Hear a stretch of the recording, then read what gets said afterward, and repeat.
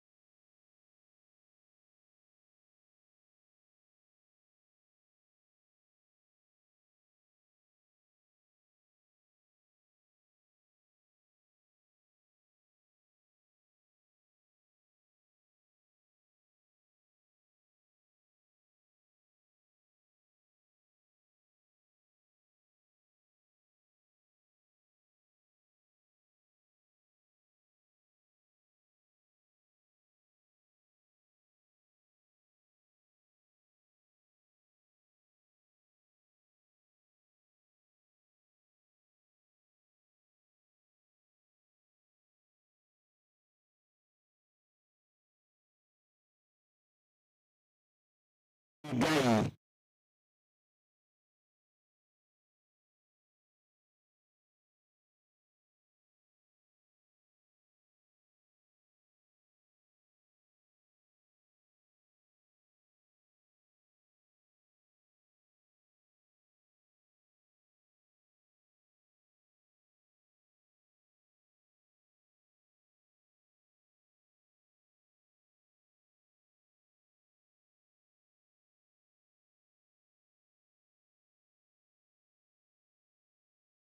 Amazing. Before we start, I'd like us to pray, tuombe.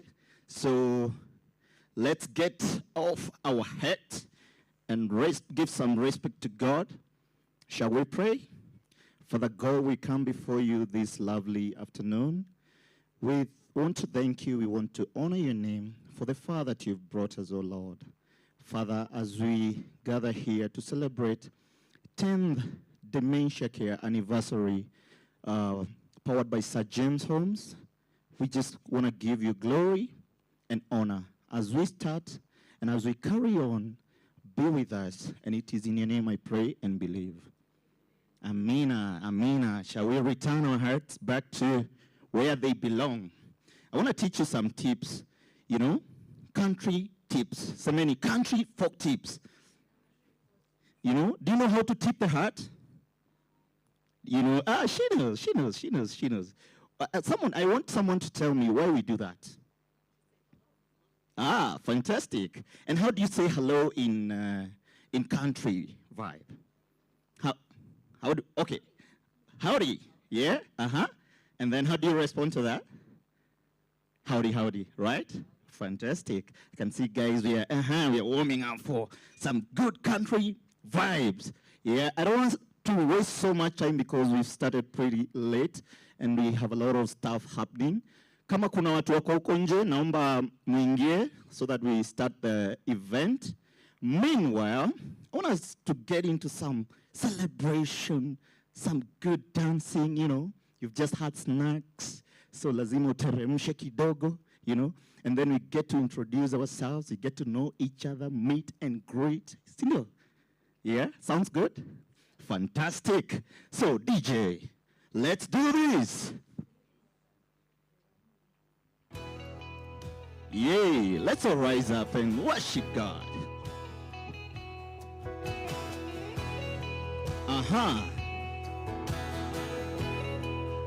And if you want to sing along, you can carry on. For your mercies never fails me. All my days I've been held in your hand. From the moment that I wake up until I lay my head, I will sing of the goodness of God. We're gonna sing about the goodness of God. Silio, let's go. All my life you have been faithful. You know what you're gonna do. All my life you have been so good. With every breath that I am able, I will sing of the goodness of God. I love your voice. You have led me through the fire. In darkest nights, you were close like Yay, he's so close like no other. Silio. I've known you as a father. I've known you as a friend. I have you in the goodness of God. Let's sing! All my life you have been faithful. All my life you have been so good.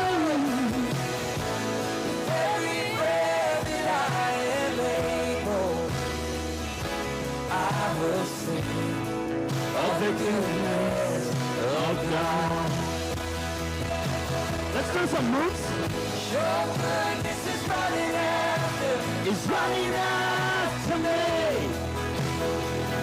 Your goodness is running after me. With my life laid down, I surrender now. I give you Everything. your goodness is running after. It's running after me. Let's sing again. Your goodness is running after. It's running after me.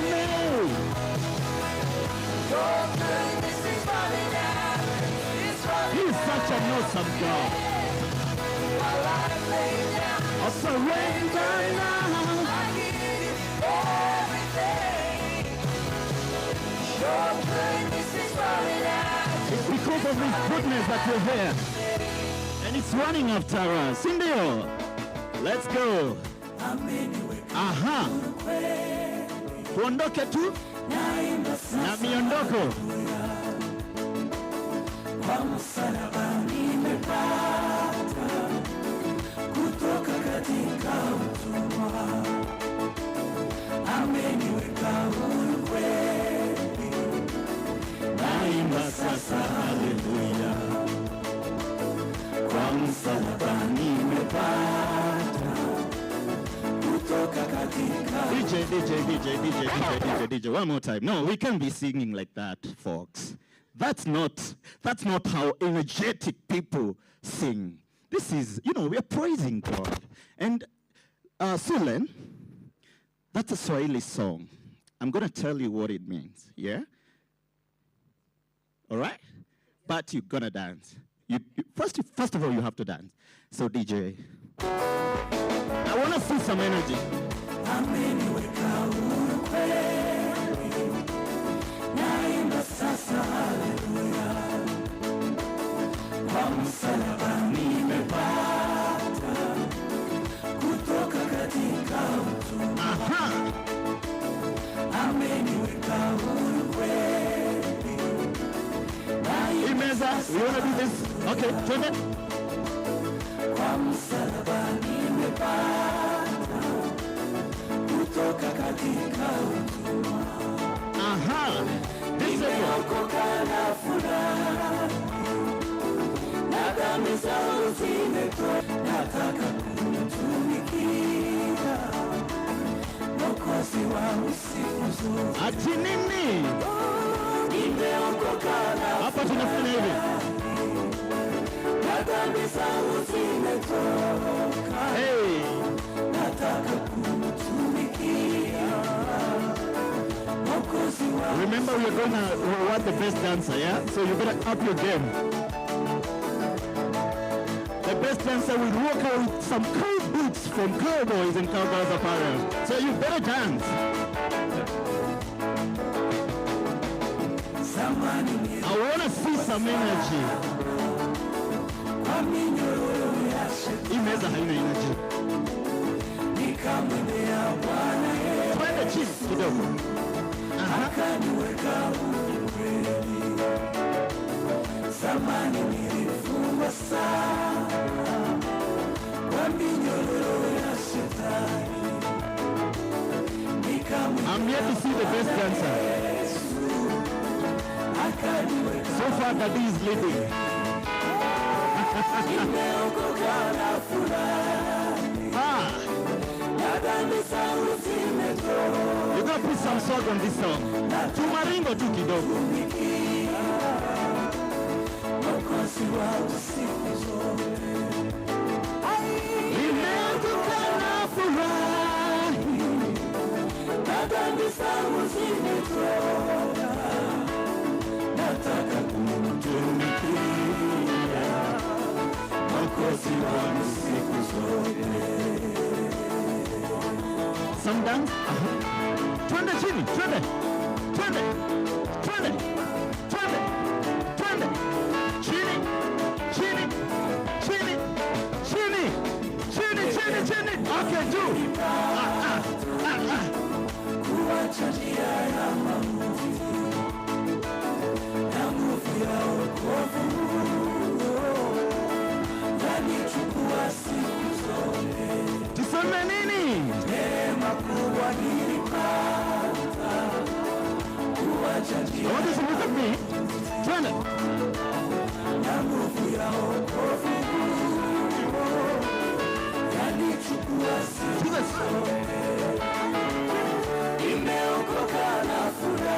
Juu. na dhambi zangu zimetoka, nataka kutumikia. Sasa tuzunguke. Nimeokoka na furahi, Ati nini? na dhambi zangu zimetoka, nataka Sasa tunazunguka kama umetipia hati. Mwokozi wangu siku zote.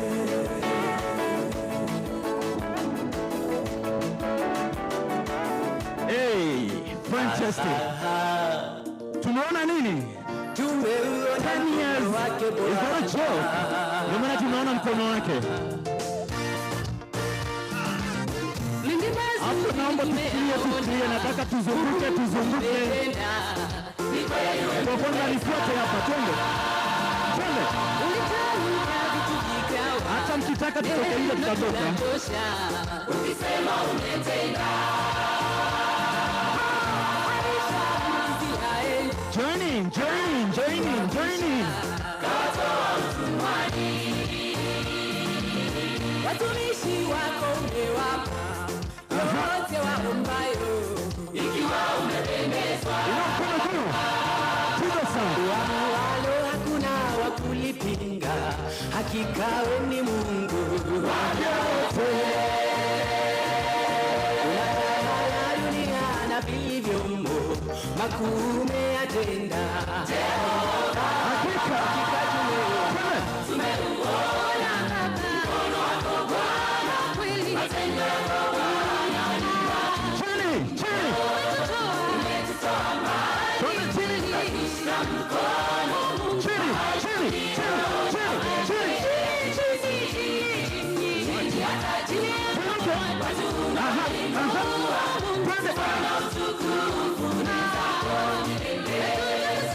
Sifu jina lako Baba. Twende chini tena. Chini. Aha. Chini. Inua hii kitu kwa hapa chini. Hivyo. Amka nayo. Aha. Rusha. Twende tena chini. Aha. Chini. Inua. Watu wa Mungu warusha.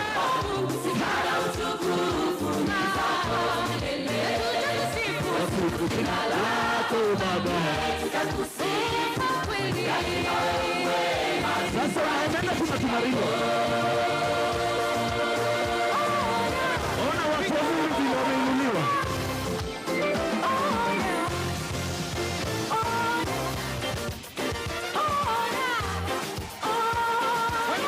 Walk like a king, like a soldier. Who's in the field? Where my hollers? I need y'all to run down here. Come on, let me see you. Soldier on.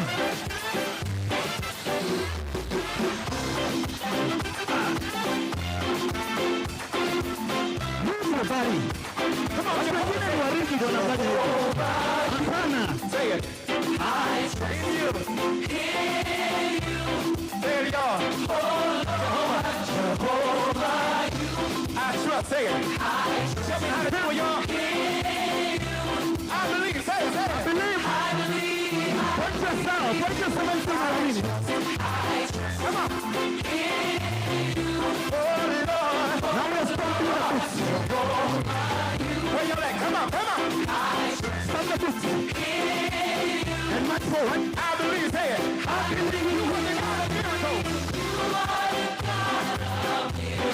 You're the God of what?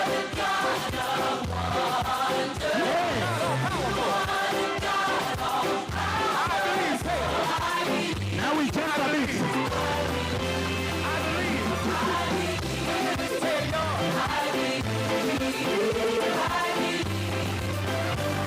Come on, let's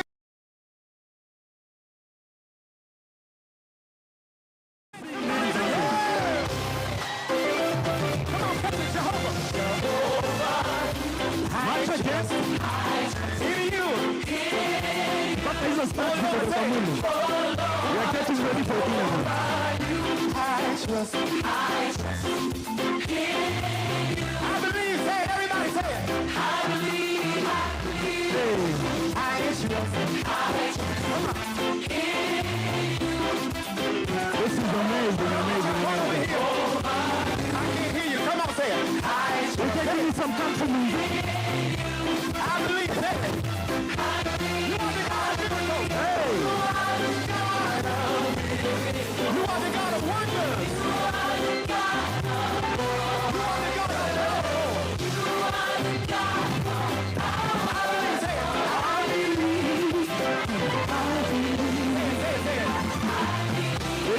some swag.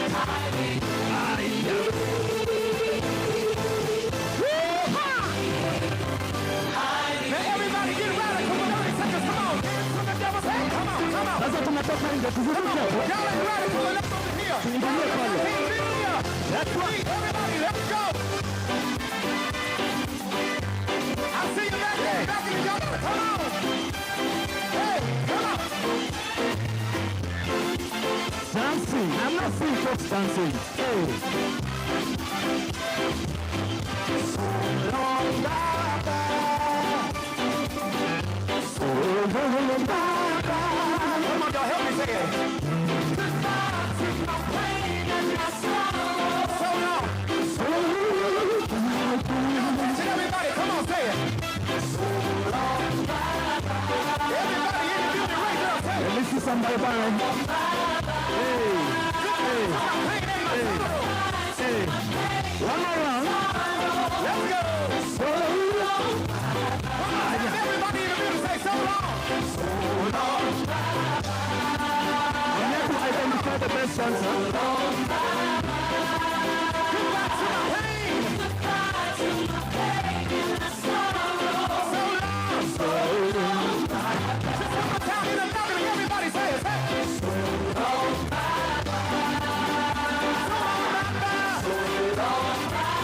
Mabega, mabega.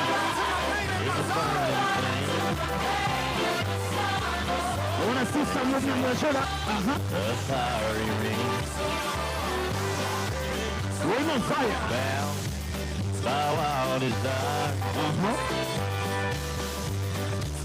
Are you ready to go down?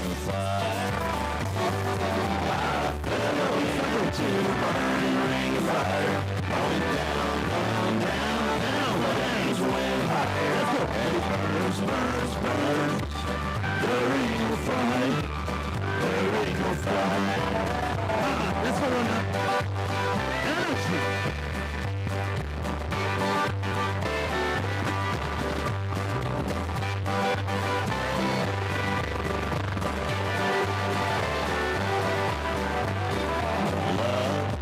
It's a burning thing. It is a burning thing. It makes a fire. I'm not seeing books. Show us the books. We have to cross it. Wow, desire. It's about to go down. I feel it. Show us the books. Fire. I fell into burning fire. Going down, down, down. Let's go down, down. Chini for chini. Chini. Chini for chini. Chini. Chini for chini. Chini, chini, chini. Chini, chini, chini. Chini, chini, chini. The ring of fire. The ring of fire.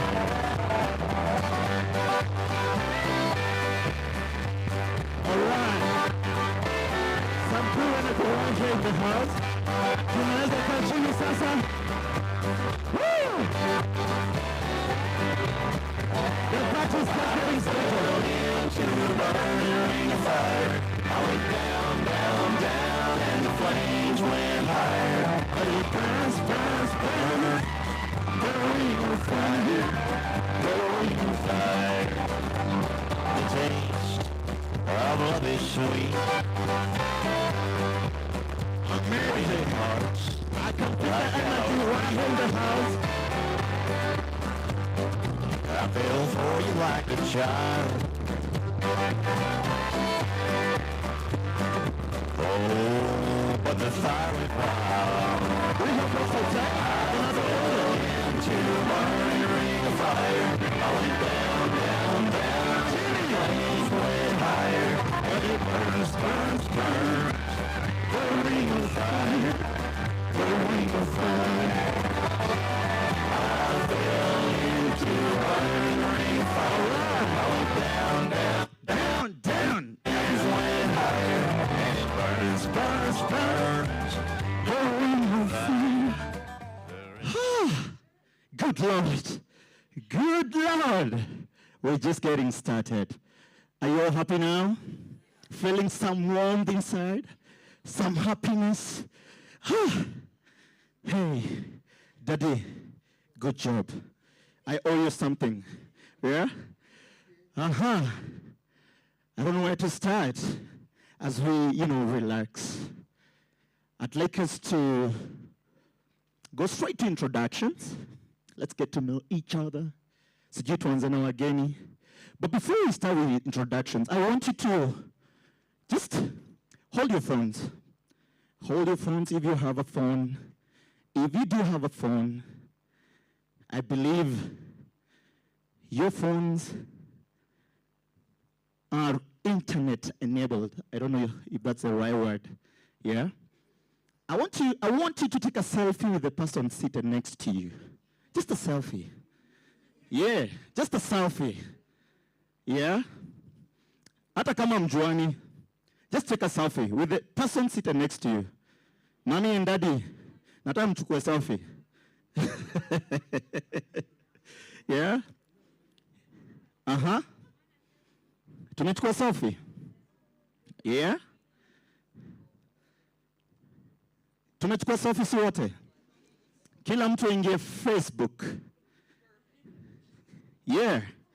We want to make this event trend. Yeah?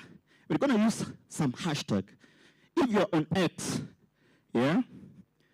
If you're on IG, if you're on TikTok, yeah? You're not on TikTok. Yeah. We have to get into the social space, right? I want you to upload that photo, but make sure it looks peng. You know what peng means? Painting. Sindio? It looks attractive. Yeah? So you better show your smiles. Uh-huh, smile, yeah. DJ, take a selfie with your whatever there. Yeah. All right. I believe everybody have followed or have liked Sir James Homes Care page, right? I want us to use hashtag. Hashtag. You know the use of the hashtag? Yeah, we have to make this trend. Sorry. Yeah? Wale wa ex wako wapi? I'm not talking about your ex-boyfriend or ex-girlfriend. I'm talking about the Twitter. Your Twitter. You know, I come from Dumberai, Duberi. So my English is not Englishing, right? However, I'm communicating. Now, have you uploaded the photos? Okay. Having a good time, at the 10th Dementia Care anniversary. Have I put it right? 10th. James, where is James? Yeah? Mm-hmm. It's 10th. 10th what? Dementia Care Anniversary. Yeah. Location, Park in Westlands. Parking by Radisson, Westlands. Yeah? Now, if you sit there with someone that you don't know and you've taken a selfie, ask their name. Send in that friend request. Yeah. Let's connect socially. Yeah? Tag them. Remember, so we're live on YouTube, SJ Healthy Aging, so you can share the link as well. This is a journey of 1,000 miles, so we have to start from somewhere. Sindio? Right. If you've done that, I believe tutaanza kutrend. Okay? So I want us to dive in straight to introductions. And like it's our culture,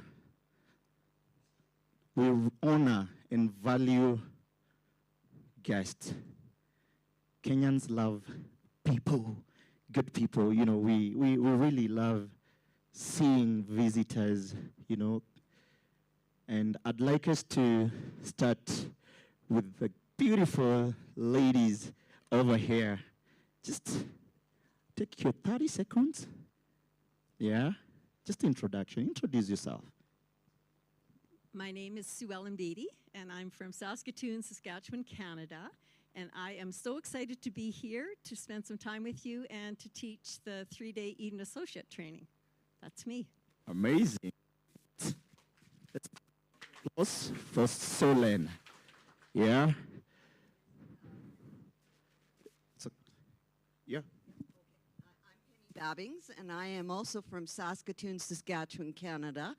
And I first met James 2 years ago when I had the privilege of volunteering at the care home, and that's how we became friends, and we have stayed friends. And I am here with Sue Ellen.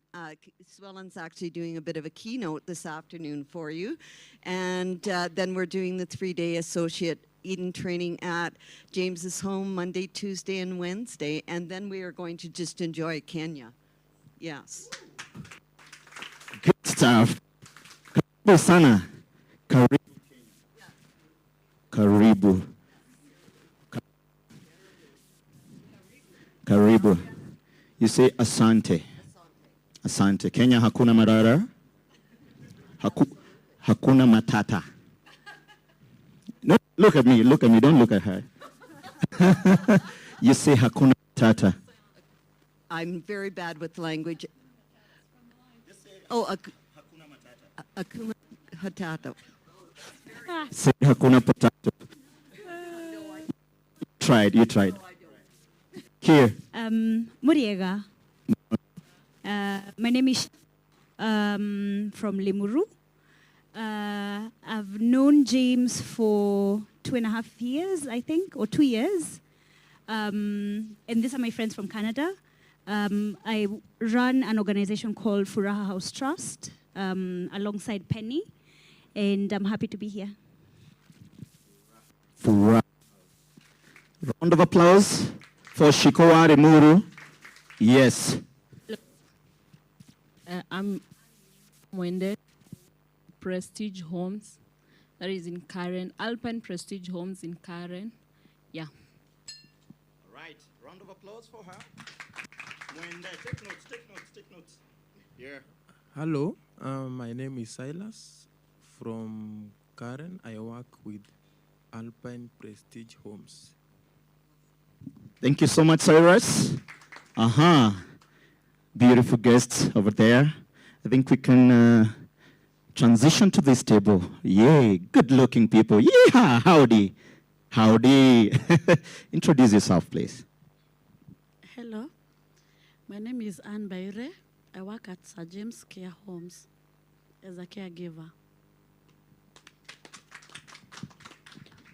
Good evening. I'm Anne Wanjiku, Mrs. Sir James. Mrs. Sir James. Yes. Hey. Yeah. Tumemona? Let's give her applause. Yay. Shikilia kazi yenye inafaa, si ndio? Oh. Inaitwa Peter. Jimmy is brother. Brother to Jimmy. Yeah. I think when you introduce the sake of the najua za kuwa amekusahau. Okay. Okay. Good job. How are you, ne? Chonjo. I'm Jeroge George. I work at Computer Pride.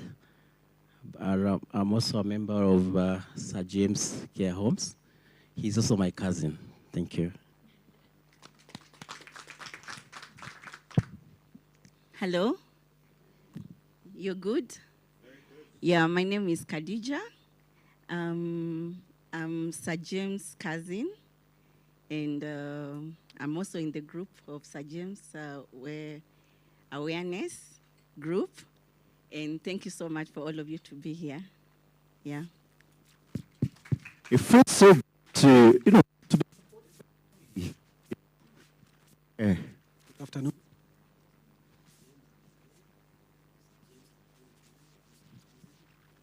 And I work at Komba. I sell bells there. Thank you.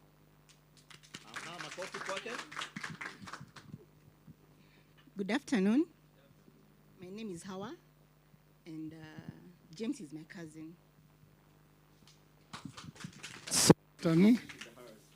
I'm Ben.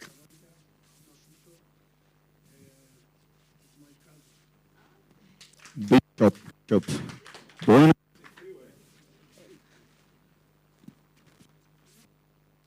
Afternoon. She called me mom because I'm named after her mom.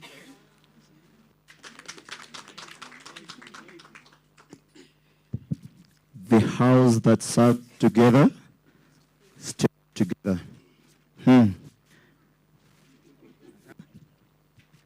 Good evening. My name is Frederick Dacha. James is my brother.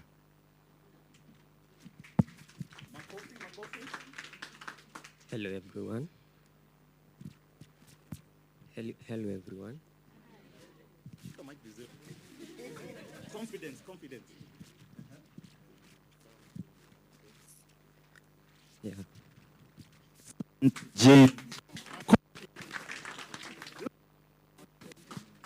James, how many are you in your family? I'm just hearing, I'm a brother.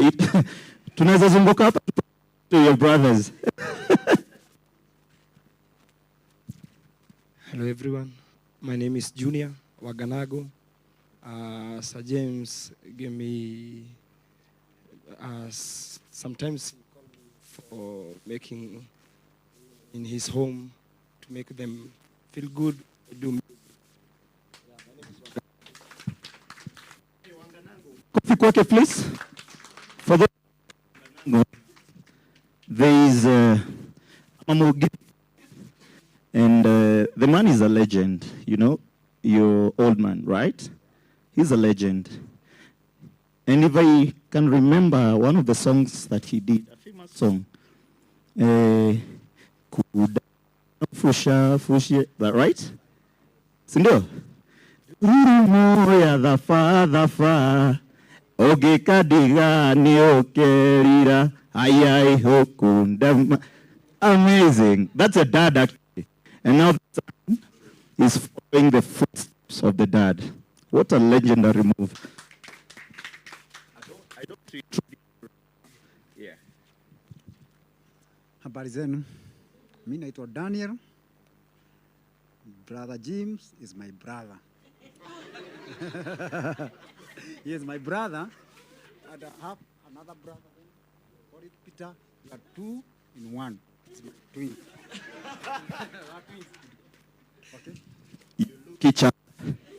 You look together. By the way, James, be honest. How many?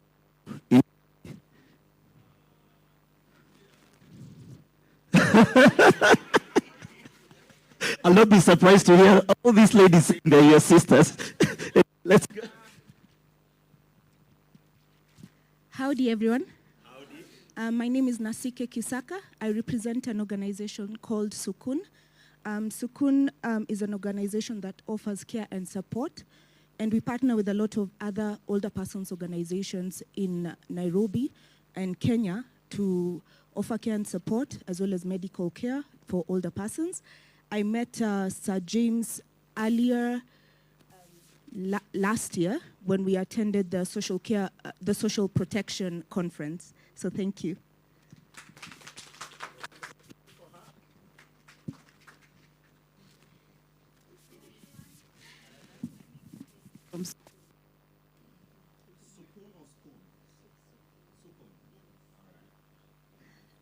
Hi everyone, my name is Linda Nyambura Kibuchi. I've been a student at Sir James Institution, and I'm really honored to be here. I love taking care of the elderly.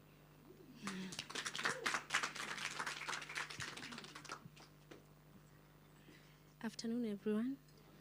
Okay, my name is Salome Werimunjunge. They are all my friends. And you're all my friends. And you're your friends. Yeah. Hi, everyone. I'm Jacqueline Kemonto. I'm a friend to Linda. She invited me, and I'm glad to be here. Hi, everyone. My name is Violet. I was invited by Linda, my sister. Good job, good job. I don't know if you guys are concentrating with the names, yeah? What did she say? What's her name? Kemunto. Who's Kemunto? Oh, I was asking about her name. Nimesahau. Oh, yeah, I missed this two. Oh, good-looking cowboy and cowgirl right here. Yeah! Howdy. Fine, thank you. Afternoon, everyone. I'm Aris Jogona. Jogona is here, my husband. I'm a nurse by profession. We used to work with James before even he started this, and I thank God for this. The fact that he has come, congratulations.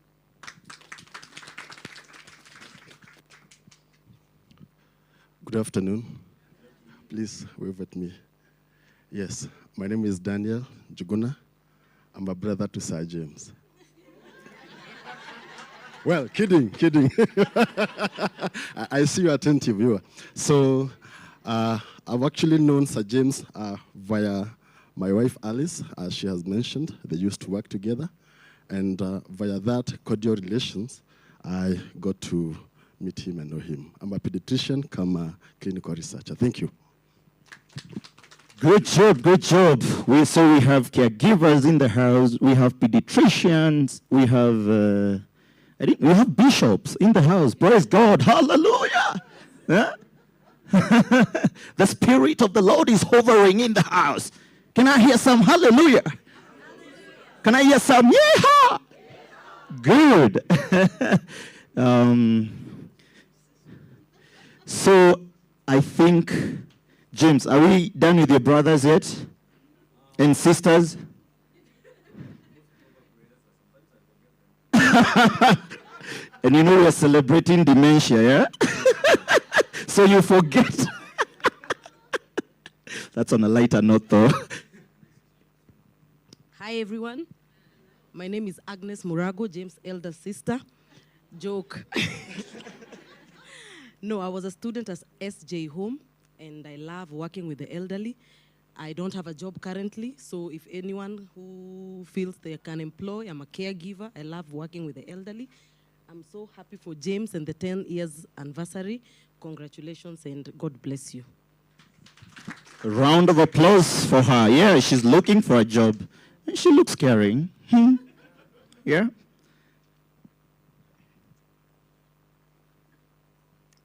Good afternoon, everyone. My name is Venola Chepkemoi. I'm a nurse by profession, and I'm happy to be here. Good afternoon, everyone.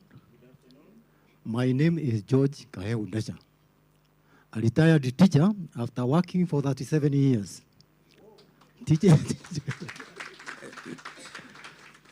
Jimmy is my son because I am a brother to his father.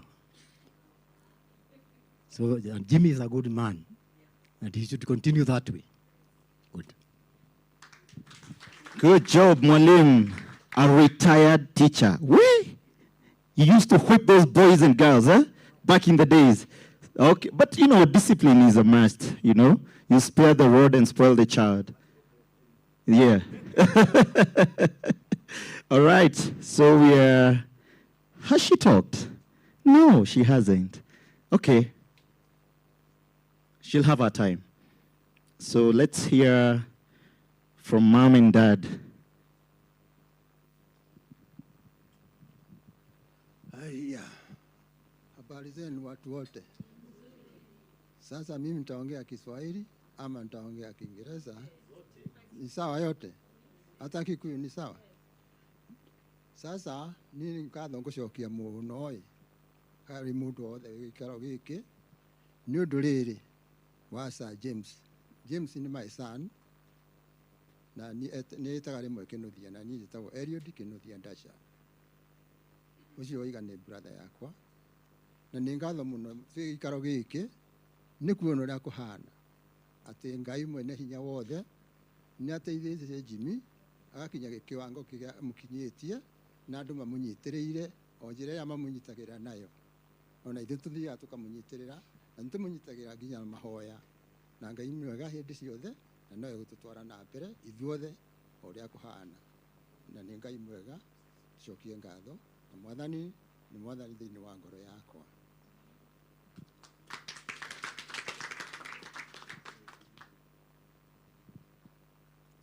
Amesema Bwana ni Yesu. Sawa. Amina. Mami?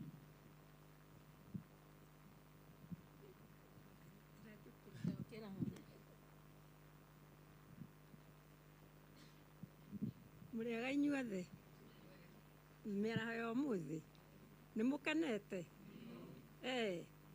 ona nĩ ndĩ mũkenu mũno nĩ tondũ wanyu tondũ nĩ mũkire kũrehe Jimmy kũndũ gũkũ na nĩ wega mũno nĩ kũmũnyitĩrĩra nĩ Ngai ũmwarĩirie muoka na nĩ ndakena mũno. Thengiũ mbere ya Ngai inyuothe, Ngai amũrathime o mũndũ agĩthiĩ gwake akore aiyũrĩrĩirwo nĩ roho wa Ngai na Ngai witũ amũtũrie thayũ na mũtũre na wendani ũcio mwĩnaguo. Nĩ wega ũguo rĩu rĩ niĩ njĩtagwo Jenny Nduta na ndĩ mũhonoku thĩinĩ wa rĩtwa rĩa Jesũ. Rĩu ũrĩa ũtaraigua Gĩkũyũ rĩ mũtikĩmũrugĩrĩre na hau gĩakwa nĩ kĩariganĩrire ti mũtikũmarugũrĩra marugũrĩrei nĩgetha tũthiĩ rũgendo rũmwe na Ngai witũ atũrathime. Niĩ ndirĩ na maũndũ maingĩ nguga, no nguga atĩrĩrĩ, kana gaka gakwa rĩ nĩko karastiboni na tondũ arĩko karastiboni rĩ rĩu nĩ tũkanyitagĩrĩrwo na ithuĩ rĩmwe na rĩmwe ũrĩa Ngai atũhotithia. Rĩu na inyuĩ rĩ mũtiũgĩũkĩre tũmũnyitĩrĩre ĩni na tũigue mathomo make wega. Thengiũ mũno, Ngai amũrathime mũno. You can do better than that, folks. A round of applause for Mom and Dad. And then we sing for them a Kikuyu song. I hope so, and they'll get along with the lyrics. Gaya kurathime mũciari, Gaya kurathime mũciari, ũgĩciara Jimmy mũciari, ũkĩrera Jimmy mũciari, rĩu ũyũ nĩ Jimmy mũciari, aumĩte kũnene mũciari, Ngai akũrathime mũciari. Amen. Ngai arathime aciari. And any other parent, mother, father, who is raising fearless warriors. And by saying warriors, I mean sons and daughters. May God bless you. May God increase and expand your territories to raise a fearless generation like James. Whatever James is doing in the community, folks, you don't know. You don't know. Taking care of the elderly. You know, they're like kids. As we age, we become like children. Can you imagine? Sasa hiyo na energy uko nayo hapo ati I'm a pediatrician. Oh, bro. When you get to 90, you'll become a child, you know? And you'll have people who will take care of you. So we can only pray for our parents and for the parents in the house to raise responsible kids who will take care of their parents. You can see what Jimmy and the siblings have done to Mom and Dad. They are glowing. Mom is just looking like, you know, the Kenyan Dolly Parton. Yeah! Over to you. God is good and all the time, and that's why we are here now. My name is Anne. I'm a retired nurse, but I'm not tired. I have witnessed the competent and efficient care that Sir James is carrying out in his home care. So thank you very much, Sir James, and continue doing that good work, and God bless you. You continue doing that good work. Usichoke. Sawa. Hi, everyone. I'm Lois Nyambura. I'm a caregiver by profession. I'm also one of the members of Sir James Care Home. And I can say he's my mentor. Every time I need something, maybe I want to wrap up my game, I need to sharpen my skills, I always go back to him. And he also invited me for a conference I think next week for 3 days. And I thank God for him. For the young people who are here my age, I think be close to him. You'll go far, especially in caregiving. Caring for the elderly, he's my mentor. He has made me the way I am today. May God bless you all. You hear? It's not just about caregiving. It's about mentoring as well. How many people have you mentored? What impact have you created in the society? Ask yourself, or you can actually ask your neighbor, who are you mentoring today? Yeah? Who are you mentoring?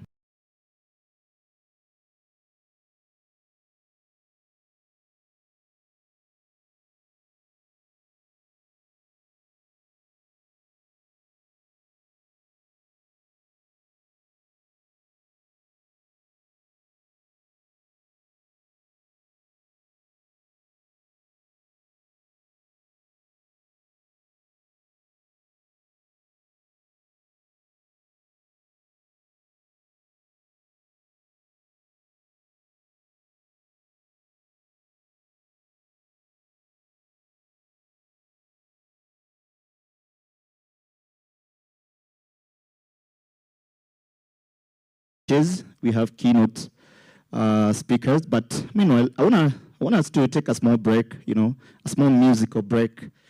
We dance a bit as we welcome our guests. Sindo, are you ready for this? DJ, want to sing two songs. We have some keynote speakers. And just to remind you folks, today we are celebrating 10th Dementia Care Anniversary at Sir James Homes Care. And most of you don't know what dementia is here. I don't know if you have someone who can basically unpack and help us understand what dementia is. You know, growing up, from the little knowledge that I have about dementia, we used to laugh at our grandmother. Sometimes she could lose her keys, anapoteza funguo zake, lakini zilikuanga kwa shingo. So she could start calling us, Karajai, nemonya na ile mashafi makoa. So as guys, we could see the keys were hanging and we were just laughing at Shosho, like, ay, Shosho umezeeka sana, Little did we know that Shosho was suffering from dementia, You see some couples walking, elderly couples, walking, and then the other one walks back and disappears. And then the wife or the husband starts saying, have you seen my husband? Yeah? And probably he's just behind, or she's just behind her.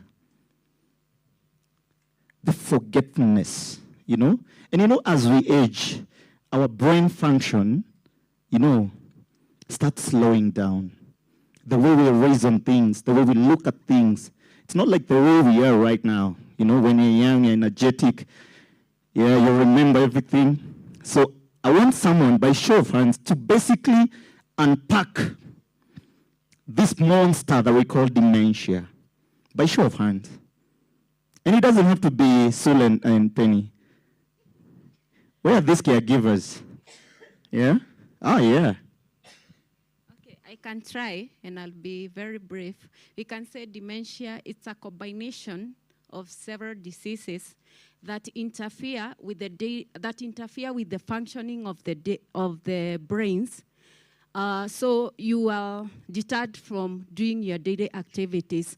Like, as he says, something so simple you used to do for yourself, like cooking, you can no longer cook for yourself. You can no longer bathe, you need somebody to come and assist you. So it comes and interfere with the whole brain functioning. I don't know whether it makes sense. Does it make sense? Does it make sense? So if I call you today, and then you don't pick my calls, then you don't call back, I call you next week, and then you tell me, oh, I forgot. Is that dementia? Nilisahau. Uh-huh. Mm-hmm. Mm-hmm.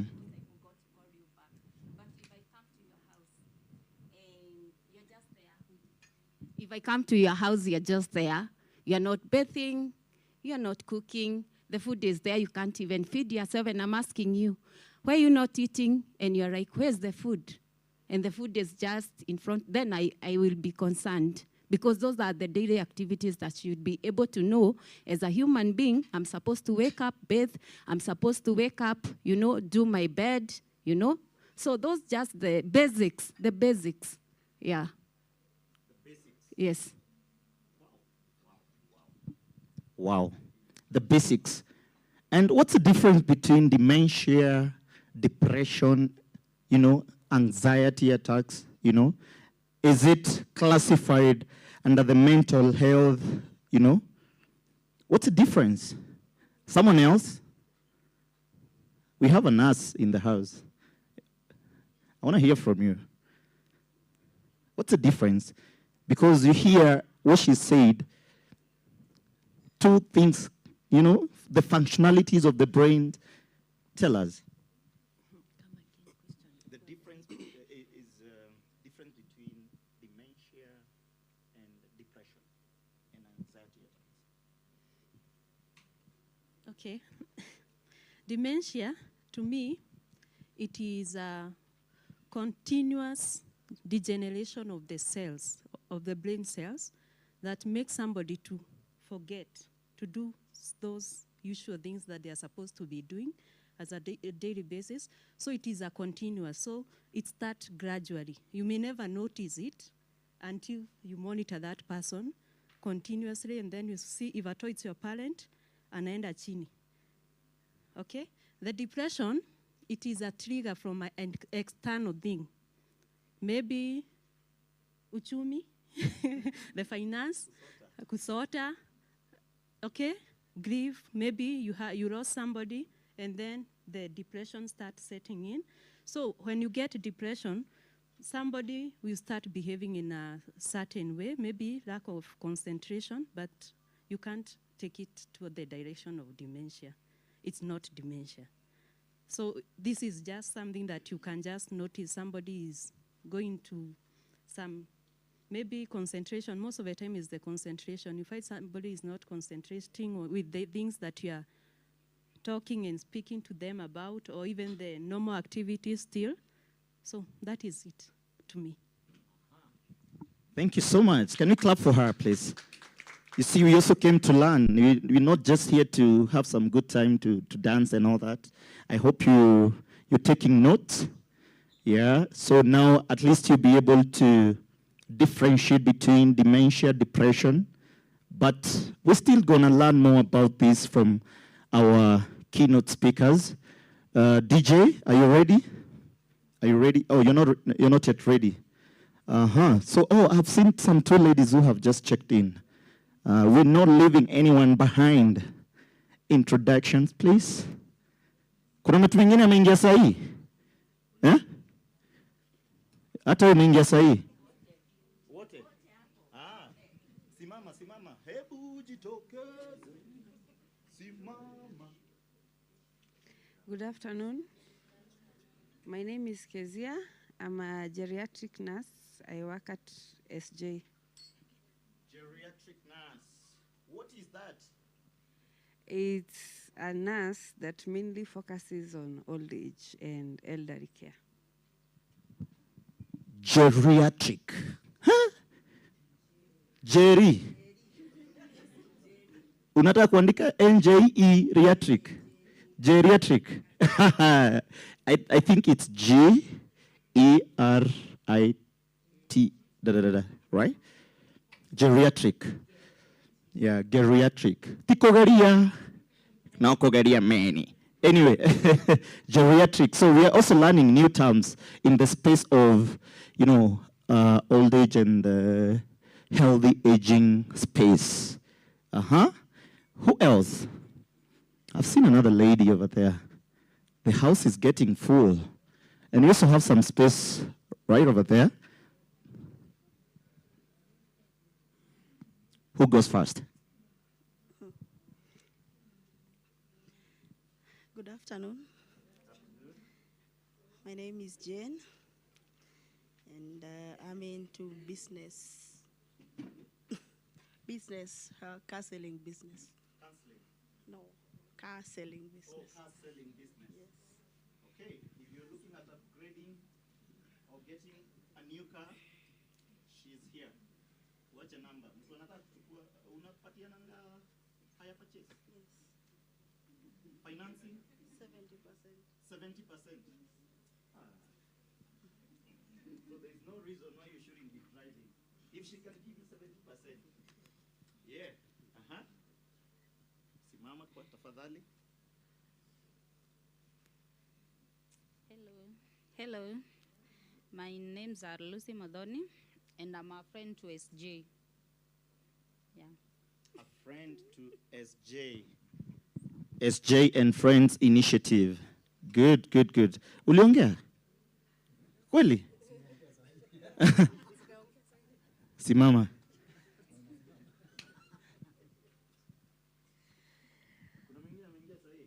Habari zenu, Wabui Muigai, cousin to Jimmy. Jimmy and cousins.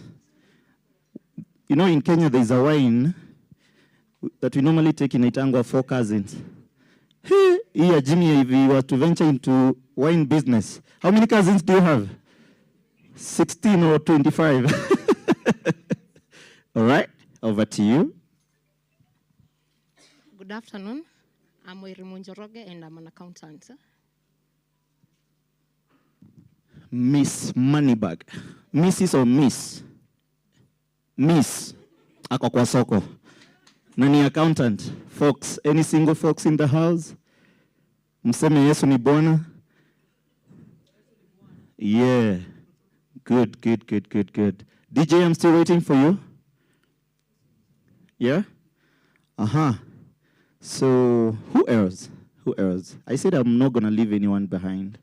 Before we get into the next session of keynote speech, Mr. Viran, you want to say hi to folks? Yeah, this is family. Please say hi. Pleasure to be here. My name is Amin Virani, in charge of the audiovisual tech. We are streaming out to the public out there, letting them know what we do. And it's a wonderful initiative. Thank you so much, James. It's a pleasure to see what you're doing and to see the response that people have for your work. Thank you so much. Great. That's a man who is in charge of the audiovisual. So like I said earlier, we are live on YouTube, SJ Healthy Aging Initiative. We're also live on Facebook, right? Okay. If you're not live on Facebook, remember we started the conversation with the hashtag. I don't know if you're still taking more photos. We need to make noise about this. You know, in Africa and in Kenya, healthy aging and, caregiving is something that most people actually don't know. Most folks don't know. So it's a space that we need to pull up our socks as a community and create more awareness. And like I said, when we age or our aging parents, they really need our care. They really need our care. And I can tell you for sure, especially men. Wanaume in the house, can I hear some By show of hands, how many men? How many men in the house? See? Wow. Not more than 10 men. Good Lord. Iko shida. There's a problem. How many ladies in the house, by show of hands? These are the mothers, caregivers. Oh, good Lord. How many men are into caregiving? And I'm not just talking caregiving. If you're even taking care of your mom back at home, by show of hands. if you're taking care of your relative, yeah, he deserves to be applauded. A gentleman he is. A gentleman he is. Where I stay, I normally see every morning I normally see two young men holding an old man. They take him around the estate every single day. Two young men. Sometimes I feel like shedding tears because I can only imagine what that man is going through and what those two young men are going through. But giving care is actually a calling, you know? Giving care is a calling. It's not for everybody. It's not cut for everybody. So if you know you're a caregiver and if you know you actually take care of someone out there, you deserve a pat on the back. Sindo, bro, you're doing a good job. Yeah? You're a fearless warrior. Wanaume. I was reading an article sometimes back. I'm still waiting for my DJ to cue in some 2 songs before we get into the... Are we ready with the projection? With the presentations? And this man, his family left him. I think he was about 80 years, and the kids went abroad, and at some point they invited their mother. Africans, Kenyans, oi. They invited their mom. So the mzee was left alone, yeah? He died empty. He had no one to take care of him. He had no one who could check up on him. What these kids used to do, they could just send money back in the country, you know, to the people who are actually taking care of him. What a sad story. And it all revolves around men. But also men, I think we also have a lot of work to do, the way we are raising our kids and the way we are taking care of our families. It's that family that will take care of you in your old age. Like I've seen Jimmy here and the brothers, they've really taken good care of their mom and dad.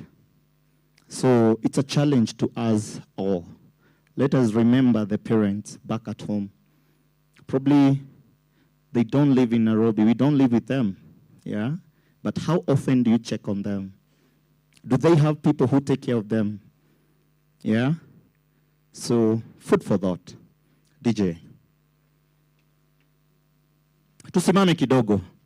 Tuchangamke. Let's walk.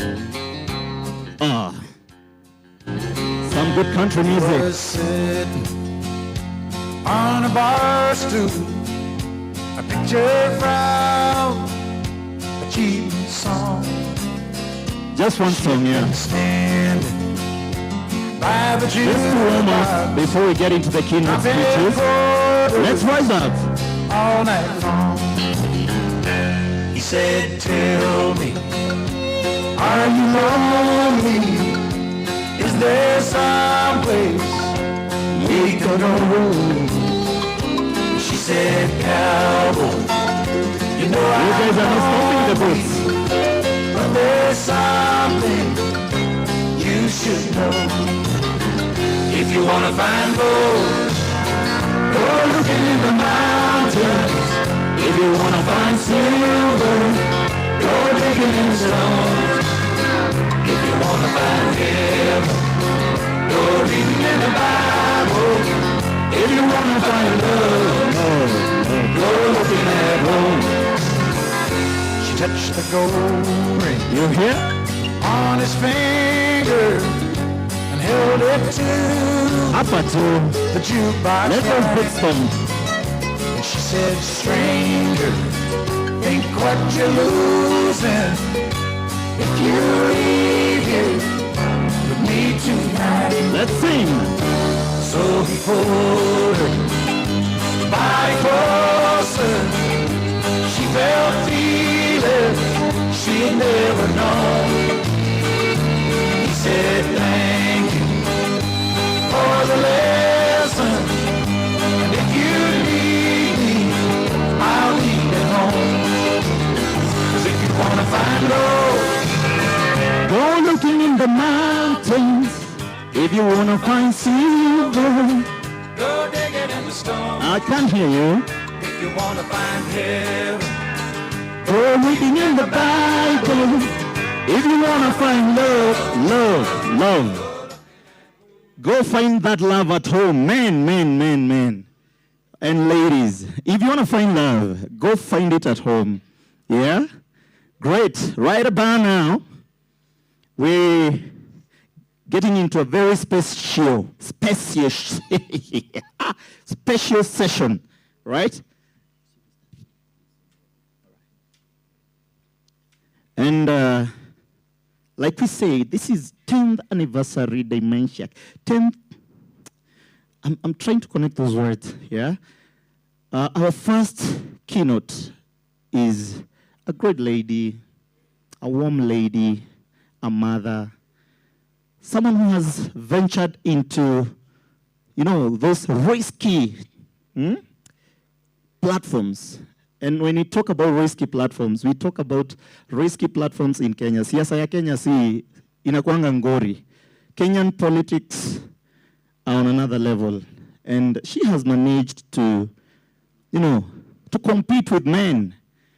And today, we want to talk something about caregiving. I don't want to waste much of her time. Allow me to introduce our first keynote, Lucy, Madam Lucy. Please rise up. Madam Lucy Moria, the CEO of Lucy Moria Networks, right? And let's give her a round. We can do better.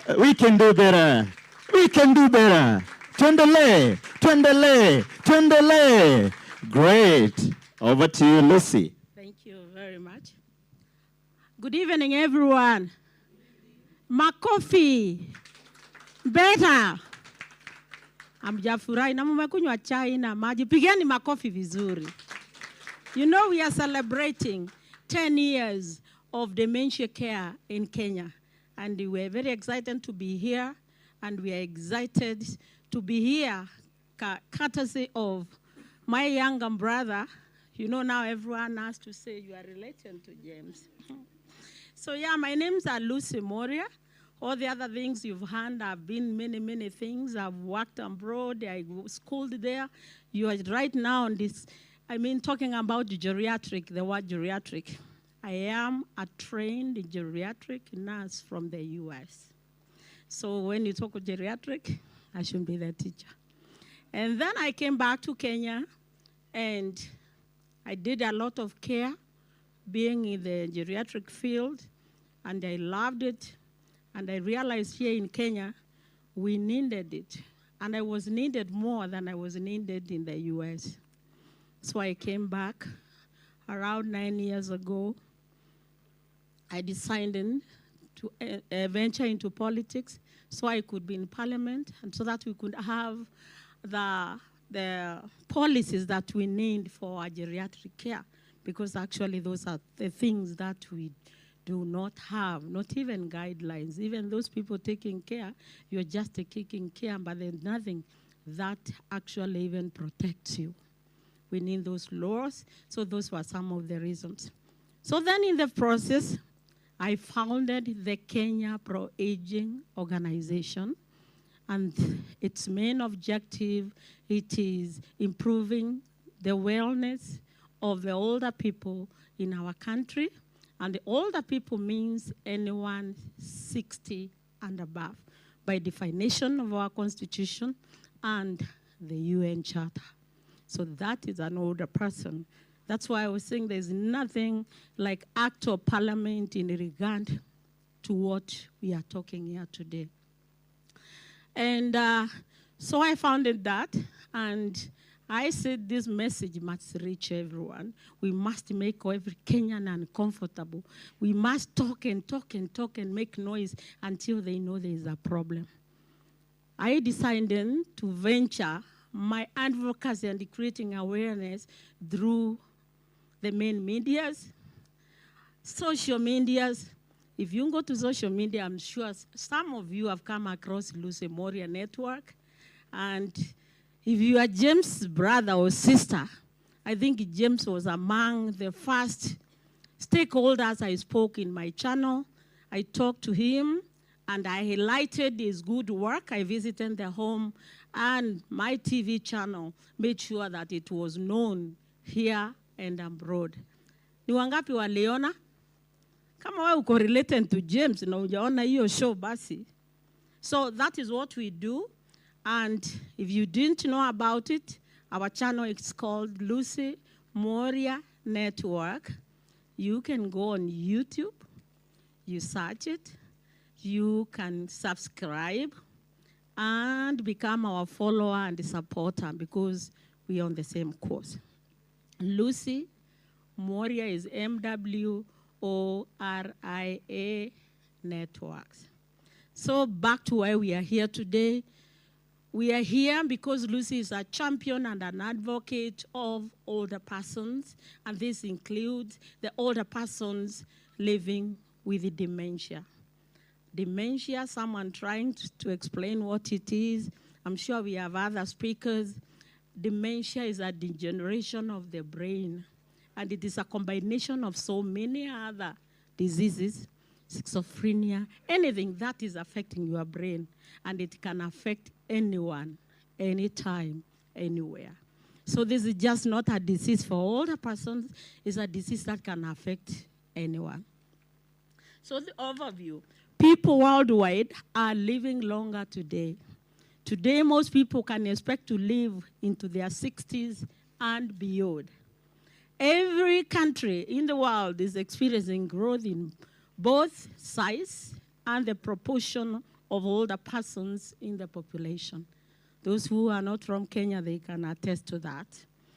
By 2030, 1 in 6 people in the world will be aged 60 years and over.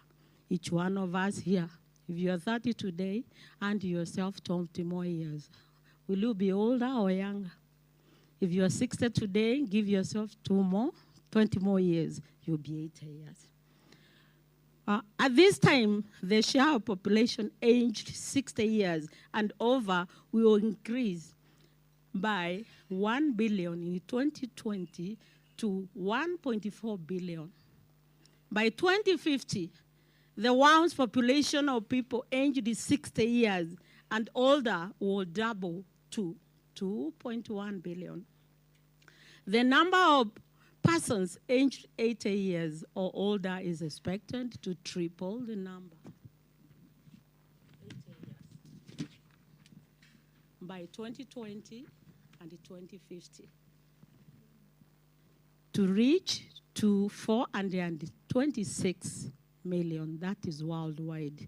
While this shift is distribution of countries' population towards older ages, known as population aging, started in high-income countries, for example, Japan, US, Canada, of the population is already over 60 years old.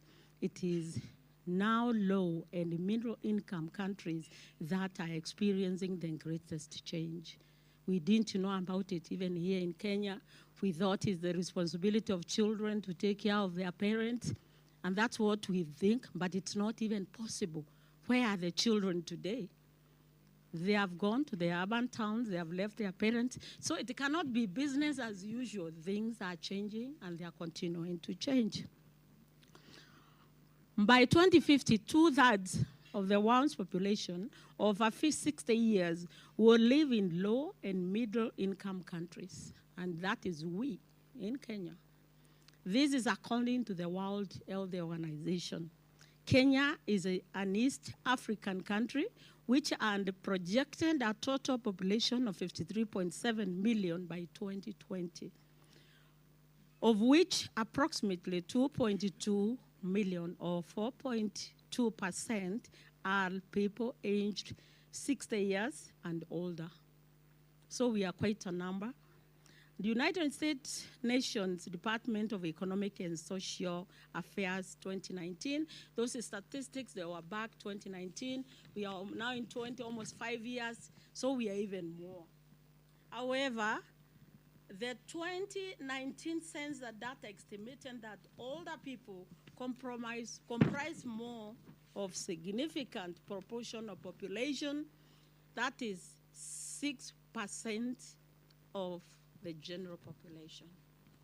Just like other countries around the world, Kenya is also facing a big challenge of elderly persons suffering from dementia. In Kenya, there is lack of data on the number of people with dementia. That's our biggest challenge. We cannot even tell if there is dementia, gender-wise, does it affect men or women more? Does it affect which ages? We don't know. Which geographical areas? All those are factors. So we do not have, that's a challenge for us here in Kenya.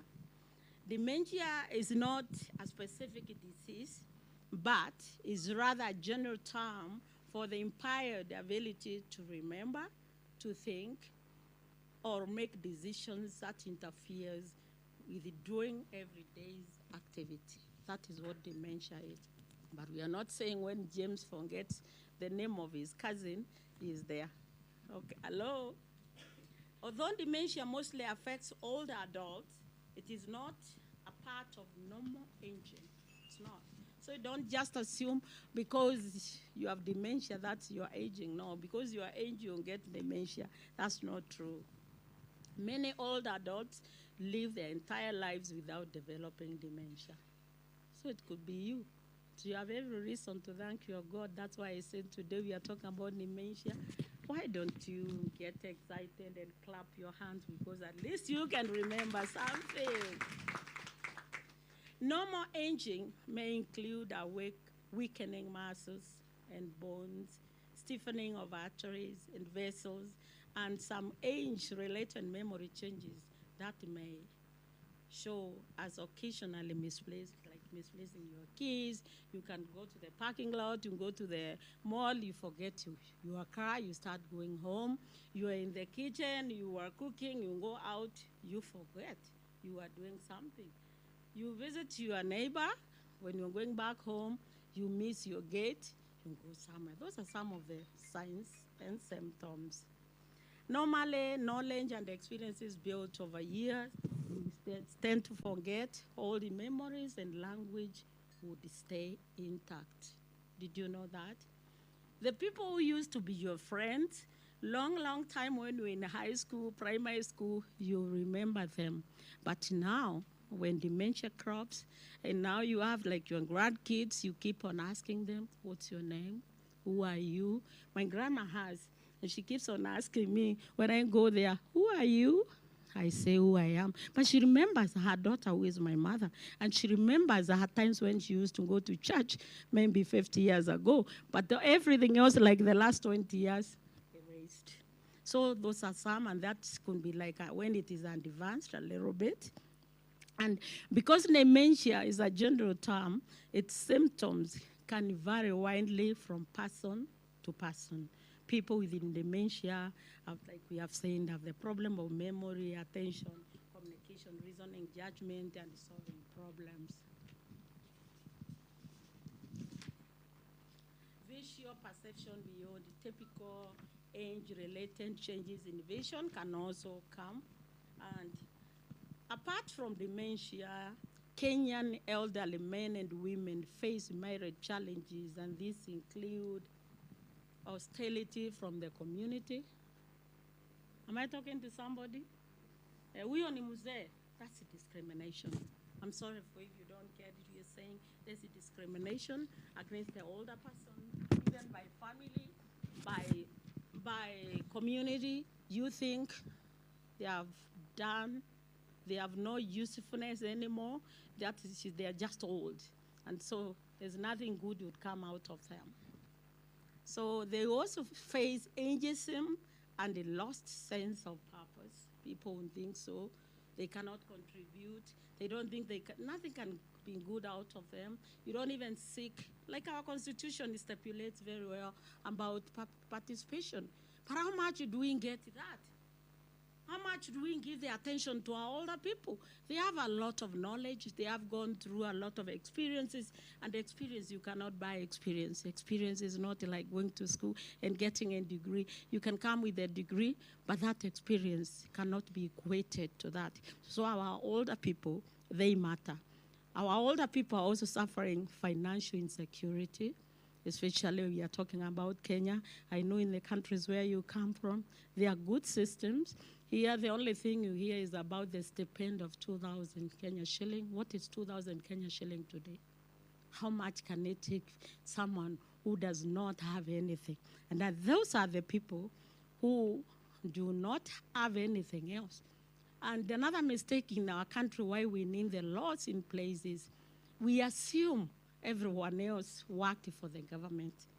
It's only 20% of Kenyans who have ever worked for a company or a government where you are expecting pension. So everyone else falls in the social protection department. So that's why we need laws that can stipulate well how we give care, the data, we need research on that because this is inevitable. We cannot avoid. Aging is something we cannot avoid. It starts from the day you are born. Our older people, they have difficulties, of course, with their everyday tasks. And when we have a home like one for James, what we're saying is becoming more difficult, especially for our children. I mean, for the older people in Kenya. We are looking for employment. Most of our children are abroad. I know, like here in Kiambu, almost everyone is in the US, is in UK, looking for green pastures. Where are your parents? Would you rather have them live by themselves, suffering from loneliness and social isolation, or you'd rather have them in a home where you can call James and any other James, you ask them how they are? In such a place, at least you're sure they are safe. You can, if it's medication they need, they have, especially when they have dementia, when they're at home by themselves, they will never remember.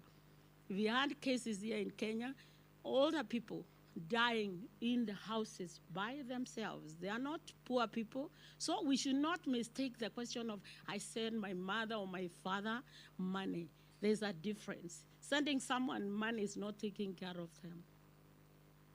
They need company. They need to talk to others. They need someone who cares around them. We've had older people in this country killed by workers, murdered. Am I talking to somebody? So when we think because I'm okay, my money, I'm in Nairobi, my mom is in Meru, I can send money there. Money is not everything. We've seen there are several challenges, including loneliness, isolation, and especially when they have the dementia. You leave them with a caregiver who is not even skilled. They don't even understand. So what happens? They beat them up. They abuse them. Soon in May, is it May we're having the Abuse Awareness Day? June 15th, yes. That's an international day for that. Yes, you know about it. So our people are suffering in this country so much. And in conclusion, finally, not too much research, like I've said, has been done in dementia care in Kenya. That means there is limited information to care. Not much to indicate. Those affected more by dementia, like we said, we do not have the data, we do not have skilled caregivers, we do not even have nurses. I was shocked. Some of you are here in geriatric ward for the first time. And it is not your problem. It's because we do not have those policies here. Even in our nursing schools, I don't even know if there is any college or university which is offering geriatric care. In this country, I think we have only 2 doctors, geriatrology doctors in the country, and they never schooled here, and we have universities here. So how do we get the research to get to know about the disease that we are not even supporting in the research about it? The disease is here with us. It will be there. It has been there, only that it's not known because people have no information. with those many remarks, I beg all of you, we hold our hands together, we make that noise until we make sure that act of parliament is passed. Talk to your MCAs. We want, even in the county, at the ground level, the wards, we want them, people to know. Let's have laws even in the counties to protect them. We cannot just be told our people are getting 2,000 shillings. For what is 2,000? Surely, it's very little. So let us have even the county money, because these poor people, older people, they are there in the counties. We cannot just wait for social protection. Yesterday, this week, we are the biggest United Nations Civil Society Conference, the 69th since UN was started, and for the first time, it came to Kenya. In the South Globe, it came to Kenya. So we had that opportunity. I was there as part of them, and we rose those issues, even to our president, who came there. And we also have a protocol law, which was passed by UN. It is adopted by all the presidents of Africa. Fortunately, there's only one country that has signed and ratified. We got that information from the UN. So if no one is representing our older people in those meetings, no one will say, no, we never heard about it here. I know our country, we have made a lot of noise on empowerment of women, people living with disability, children, but very few talked in this field. That's why when I found James home, I was very excited, and he was among the people, the stakeholders, and I made sure I brought them on the limelight on my YouTube channel and all the other channels where I like to let the world know there's someone who knows about it in Kenya. Hello. May God bless you, and we shall continue. If you want to know more, like I said, just go to our YouTube channel. You'll be following. We do that. We have we upload two shows every week, different, all stakeholders. We have information on dementia there, event psychologists there, and even the older people, even their children affect them. So we also have shows on the gap, the generation gap, because if our children understood our parents, and the parents understood our children, this problem will cease. God bless.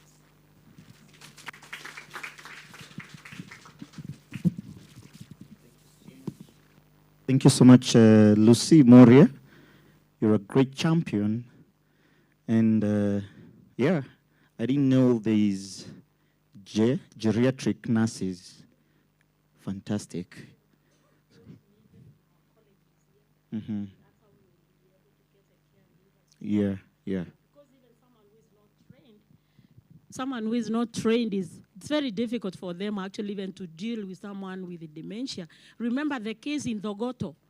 I had that case, I was there also. I realized the problem was not that they were abusing. They don't even know. They think you are big-headed. So when the older person is trying to run away, they think they are being disobedient. They don't know. So we need to have more caregivers. Thank you, James. You have that program. I also have it. And yeah, we need them. And we also need skilled facilities with skilled people. Absolutely. Good job, and for being a good ambassador of, healthy aging. Amazing presentation right there. Right about now, I want to introduce a gentleman. He is a doctor. He also takes care of the elderly, and he's going to handle a topic about non-communicable diseases. Dr. Alex Asiago. Can you give him a round of applause, please, as he comes? Tuendelee, mpaka ashike mic. Tuendelee. Folks, you can do better. Hey, sawa. Thank you very much. Hello, everyone. I realize you're not responding to greetings. Or you're forgetting you're being greeted. Hello, everyone. It's great to be here. My name is Alex Asiago. Asiago is a name from the Kisii region, but I've lived in Kiambu for 30 years, but I don't have a wife who is a Kikuyu. All right, but I know Kikuyu. So I've known James for over, I think now it's 14 years, since we were undergrad. And I think he's a great man. I've seen the initiative come up, and he has done a good job in the community. I'm also a personal doctor to his parents. I work at the Kenyatta National Hospital in the Department of Medicine, 7th floor, and we also run the hypertensive clinics at clinic number 17.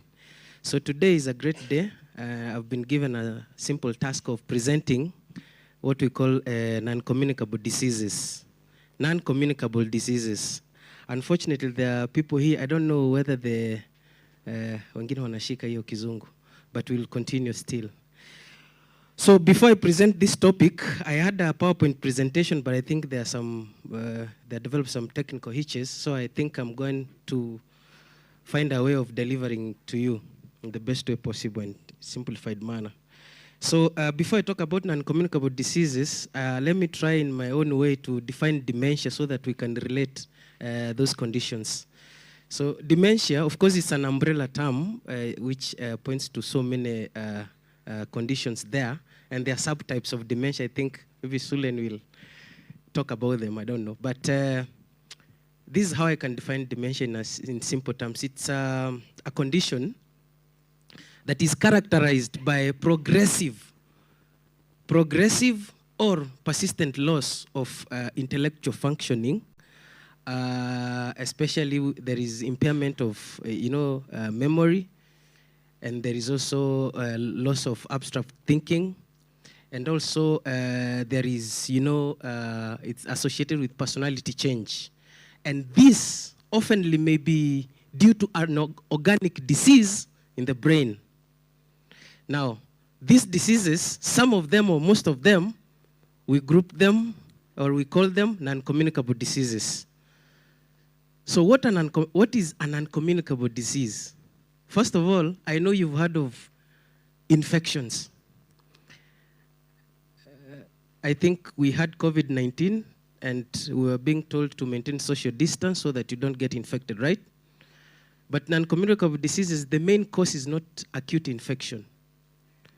But these are conditions that cause long-term health challenges, and therefore they result into, or they create a need for there to be long-term care and management or treatment.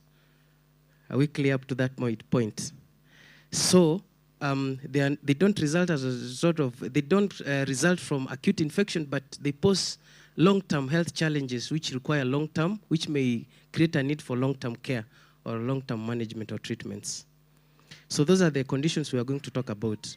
I can classify a few. We are going to talk about maybe just highlighting. So cardiovascular diseases. So cardiovascular means, for those who are not medics or scientists, there's the heart and the blood vessels in simple terms. So the diseases that are associated with the heart and blood vessels, right? Some of the risk factors that bring about such conditions, because I know so many drunkards here. Smoking, alcohol. The risk factors for cardiovascular disease. But if you were to visit the WHO website, they tell you that #1 killer globally, cardiovascular disease. And then, of course, cancers come from #3 going downwards. So group #1 of non-communicable diseases, they are not really contagious, or you cannot really, contract them from someone, but they're within. The other term that is used to describe them is chronic conditions. These are chronic conditions that require chronic management or long-term care. All right, so those are non-communicable diseases. And I just want to read you some of the statistics so that you can see the burden. According to the website, if you were to visit the WHO website, that is the World Health Organization website, the research has been, was done, and it was posted in that website. And the findings were that non-communicable diseases, they kill 41 million people each year, non-communicable diseases. And these diseases are diseases of the heart, like what? Coronary artery disease. Coronary artery disease is a disease where there is blockage of blood vessels, the vessels that supply your heart muscles. So you find people, having chest pains, chronic chest pains, difficulty in breathing, and of course, even if they were to do something light, they get, they get fatigued easily. So, and then of course there is hypertension or high blood pressure and so forth. There's also a disease called stroke. How many know stroke? I know you know it. In medicine there we call it cerebrovascular accident, but it is stroke. So that is just part of the diseases that form that system, part of the system that is the heart and the blood vessel. And then of course there are conditions that, are associated with the respiratory system. That is the lungs and the associated structures there. Conditions like asthma, chronic obstructive pulmonary disease for those who love smoking something called shisha. And for our parents, shisha is the modern name for bangi. All right. So such conditions, asthma, COPD, and so forth. There are also other conditions which we call endocrine conditions, for example, like diabetes. So these diseases grouped together, they can aggravate or precipitate dementia. In other words, they can affect, they can cause progressive, loss of brain function, which eventually compounds dementia. And that is what we are talking about. So statistically, they are saying that these diseases, they account for 41 million deaths. And they are saying that that is equivalent to 74% of all deaths globally. So each year, they are saying that 17 million people die from non-communicable diseases before the age of 70. 86% of these premature deaths occur in low and middle-income countries like Kenya, right? I think Kenya is a low-income country. But we are progressing to be... All right. So of all NCDs, 7% are in low and middle-income countries. That is why I appreciate this event and this topic that was incorporated into today's presentation, because you see, they say that of all non-communicable disease deaths, 77% are in low and in middle-income countries. So we need to discuss this and find solutions. So now, what therefore can we, what are the risk factors? Of course, when you visit that website, you realize that tobacco use, physical inactivity, the harmful use of alcohol, unhealthy diets, air pollution, all increase the risk of dying from non-communicable diseases. Yes. So what is done is that detection, screening, and treatment of all non-communicable diseases, as well palliative care, are key components of the response to non-communicable disease. And that is my job as a visiting doctor to Sir Kim's homes, to help them in detecting, in screening, and treatment of our elders who could be having some of these chronic conditions. All right. So people of all age groups, regions, and countries are affected by these non-communicable diseases, and these conditions are often associated with older age groups. But evidence shows that 17 million non-communicable disease deaths occur before the age of 70 years. And of course, of these premature deaths, 86% are estimated to occur in low and middle income countries. So the key fact is that non-communicable diseases disproportionately affect people in low and middle income countries, where more than 3/4 of global NCD deaths account for 31.4 million. All right, so risk factors that cause all this, these diseases are driven by forces that include rapid unplanned urbanization. I think you heard our elder sister talk about, there's so much urbanization, people seeking for jobs. Of course, at the same time, they leave elders back at home, and you see, you can see the results. James is going to talk about that one. So these diseases are driven by forces that include rapid and planned urbanization, globalization of unhealthy lifestyles and population aging and unhealthy diets and lack of physical activity. And this always shows up in people in form of raised blood pressures. You know, there at the clinic when we see patients, it's not only just prescribing medication or antihypertensives to them, we also do what we call blood works or laboratory tests. And one of the tests we do for people with chronic conditions is we check their cholesterol levels. And you find that more than 50% of the tests that we run there, people have got what we call the bad cholesterol in their system, which we call the low-density lipoproteins. And how does low-density lipoproteins or bad cholesterol access your system? Of course, through your mouth, the choice of food that you take, unhealthy diets. So I think that is one of the risk factors. So watch what you eat. It's important.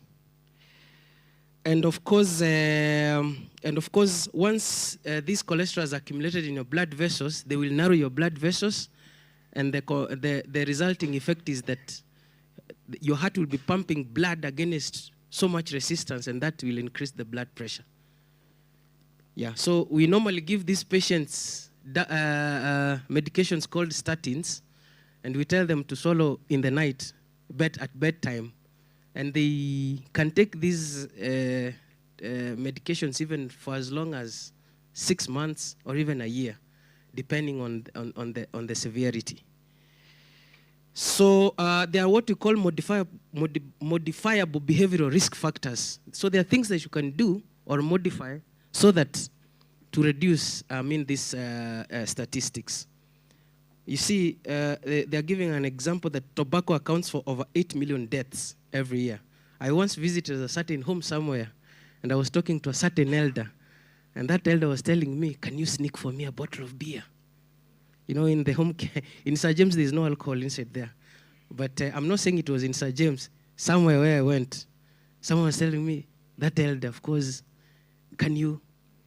So there are some modifiable behavioral risk factors. There's a way there are things that you can avoid, or certain types of foods or drinks, especially if you're taking care for the elders. You can try to introduce, new foodstuffs and new drinks, so that we try and, because they're saying somebody might even want to smoke. They're saying that tobacco accounts for over 8 million deaths every year, for example. And of course, they're saying also that 1.8 million annual deaths have been attributed to excess salt or sodium intake. You see, when people go for clubs here, outings, and they're clubbing, there is always that, after someone has taken alcohol, there's always urge to take meat. And when they take meat, they put so much salt. Even when you go to these guys here who vend smokies and sausages, when they're doing, they're putting all that, they're cutting, they put so much salt. So they're saying that, and what does salt contain? Sodium chloride. They're saying that 1.8 million annual deaths have been attributed to excess salt or sodium intake. So these are some of the modifiable risk factors that you can do what. And of course, there are also environmental risk factors, like of course, air pollution. People nowadays there are many cars on the roads, there are so many industries around us. There is a lot of air pollution. And that is why if we were to visit Sir Jacob's homes, it is so serene and it is isolated from too much pollution. It is so good for the elders. So lastly, but not least, so what is the socioeconomic impact? Of course, these non-communicable diseases, they threaten the progress towards what we call the 2030 Agenda for Sustainable Development, which includes a target of reducing the probability of death from any of those categories of diseases that we are talking about. And of course, poverty is closely linked with the non-communicable diseases. Because you see, when somebody has a certain chronic illness in the family, too much resources is used, a lot of money, to try and manage them. And nowadays, if you were to track, you'll find that buying medication is quite expensive. You can imagine somebody who is asthmatic might not afford even an inhaler, because nowadays it goes for around 700 shillings. So if it is a home that is really poor and somebody is asthmatic in that home, And you see nowadays, if they have recurrent attacks, they can only use that inhaler for at least 14 days to 21 days, and then it is out. So they have to look for, more money to buy more inhalers. So they say that these NCDs, therefore, they quickly drain household resources, and of course, the exorbitant cost of NCDs, including the treatment, is often lengthy and expensive. And so that is the socioeconomic impact of these NCDs. And therefore, we need these organizations, and even what Sir James is starting, and what he has started, and what he has covered for the last 10 years, so that we can try and mitigate all these problems and challenges. So there is, so we are in a nutshell, prevention is better than cure, prevention and control. And I want to re-highlight again that try to reduce the risk factors in your life. Do a comprehensive approach. Always go for screening. Don't just, somebody in my family, for us, we don't have such kind of illnesses in our family. You forget that you don't eat properly. So please try and avoid the risk factors in your life. I've talked about them. Always go for screening and of course for tests, because early detection leads to a good recovery. Yeah. So the WHO response, they say that the 2030 Agenda for Sustainable Development recognizes non-communicable diseases as a major challenge for sustainable development. And as part of the agenda, heads of state and government committed to develop ambitious national responses by 2030 to reduce by 1/3 premature mortality from NCDs through prevention and treatment. Therefore, please help your government as they bring these programs in the community. Please try and participate, create awareness so that we can mitigate all these factors. Thank you very much. God bless you. Before he takes his seat, any questions? Any questions, please? Or questions for Mary? Lucy, sorry. All right. Tumpigie makofi jameni. Makofi tena. Moja, mbili, tatu, nne, tano, sita, saba, nane. Funga. Fungua. Asante.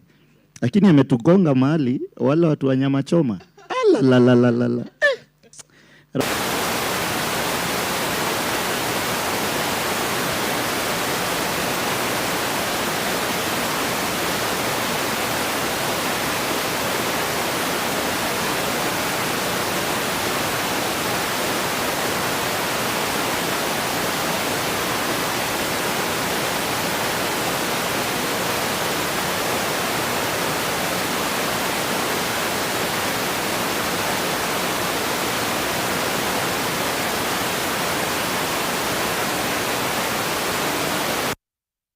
Itanifikisha home.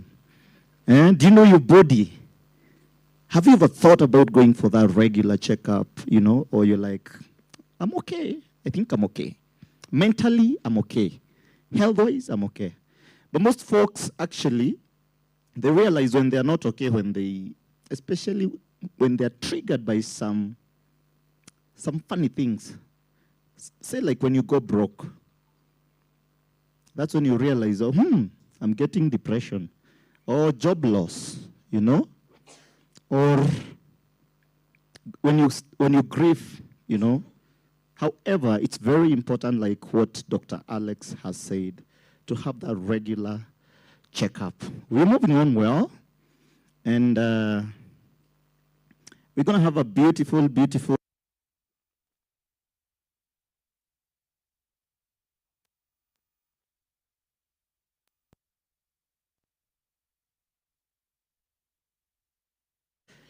Sir James. Huh? Some folks here wanasema, hey, James ameleta watu kutoka Canada. Hii kitu itaendelea vizuri. No. It has taken the hand of God. So all the way from Canada, we have an amazing, amazing lady. And I'm going to ask us to start clapping as I introduce her, because she's an amazing lady, a renowned dementia care specialist. Let's clap. Hey, put it at Allah. A renowned dementia care specialist and a former CEO. Hey, we're clapping, Bana. Allah.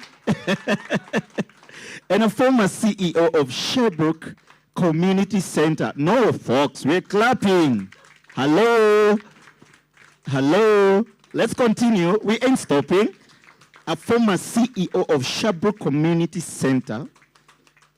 And you know what? I did a bit of research about Sherbrooke Community Center. It's actually the largest community center in Canada. You can imagine a CEO, former CEO, giving, tuliacha kuklap. What happened? Yeah. And also a global partner at Eden Alternative in Canada. So let's give it up for Sulen Biti, all the way from Canada. Tuendele makofi. Tuendele. Tuendele. Tuendele. Moja. Mbili. Tatu. Nne. Tano. Sita. Saba. Nane. Funga. Fungua. Mtukufu Sir James anayekuja hapa mbele. All right, over to you, Sue. Thank you very much. Well, first I would like to say congratulations on this wonderful anniversary. I am so excited to be here to share it with you. And so I would like to thank you for having me here. I'd also like to thank Penny for making it possible for me to come, and Esther for giving me a warm bed, and her hospitality is great. I tell you, the joy of the Lord is in this place. You can just feel the Holy Spirit, and so I feel so happy and comfortable here with all of you. And I'd have to tell you, you are a lot more fun than Canadians. Absolutely, hands down, a lot more fun. So I'm not sure I'm going to want to go home. Anyways, I did have a lovely, well, I made it, and I'm going to say it's lovely, PowerPoint presentation for you today, and I don't think we can get anything working. Is that correct? We can? Because you know what they say, a picture paints 1,000 words. Will it show up on the projector?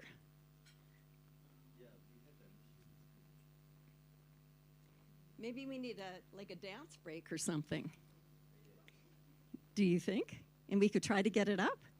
Okay, let's I think we lost our dance leader.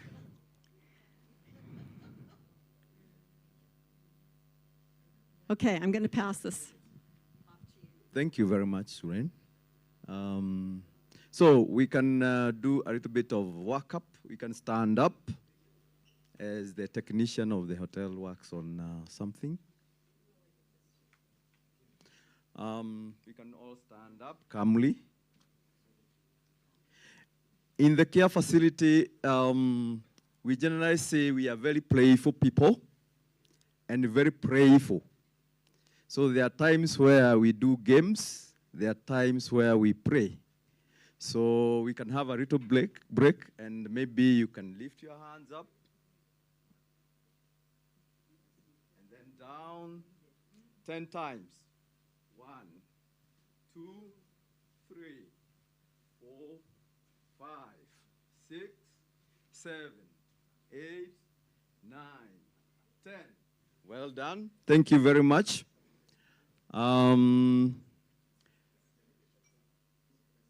Those are some of the exercises we do in the care facility. We can also do like this. You can flex your fingers 10 times. 1, 2, 3, 4, 5, 6, 7, 8, 9, 10. Well done. How do you feel? Calm and relaxed? Because generally those exercises are very good for your extremities as you age. If you do these exercises like twice in a day, maybe in the evening and morning, you find you don't have what? Pain, like arthritic pain around your extremities or joints. Would you like to do another one? You can do this one. Swing slowly. Take care of your neighbor.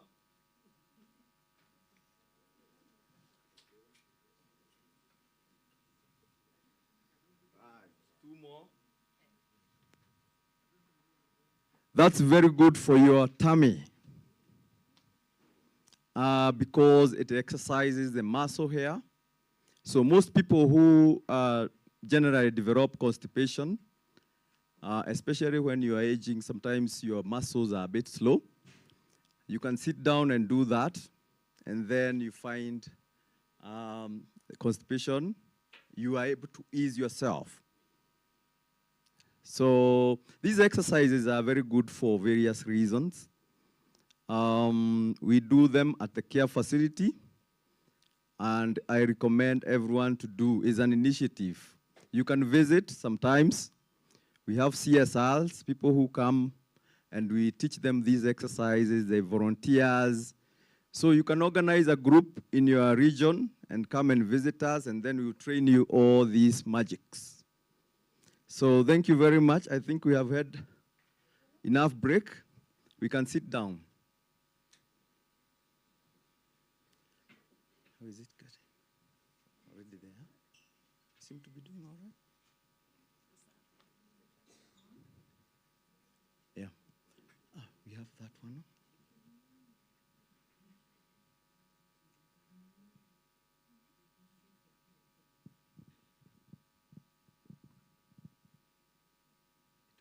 Yeah, it's on now.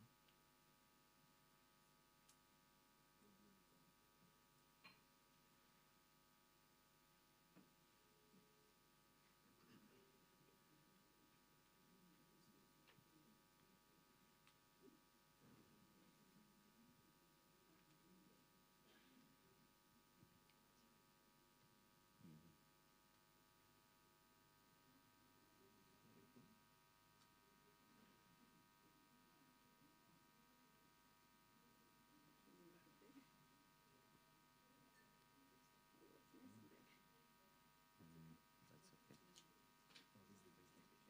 think we should make it smaller.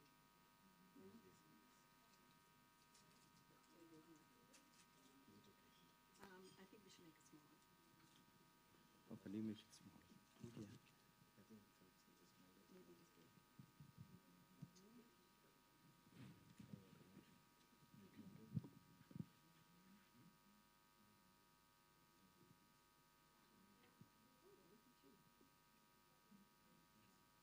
Yeah. Let's put it in a different view then, so that I just have the screen view, not the whole screen view. We'll do the, everybody will see what next slide that's coming.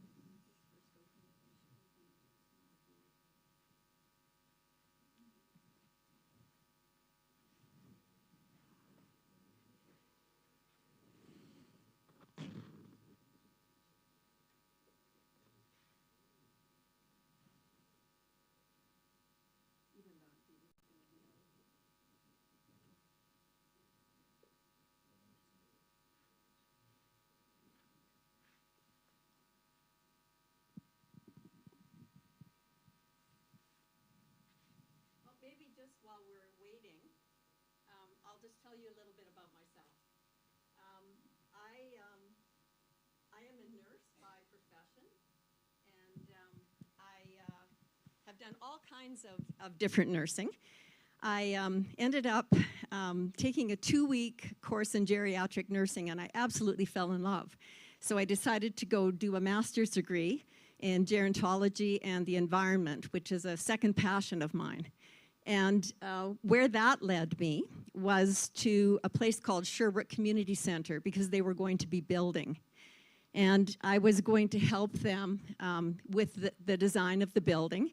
And I ended up becoming the director of nursing. And of course, I knew nothing about long-term care, really, because I'd never really worked there.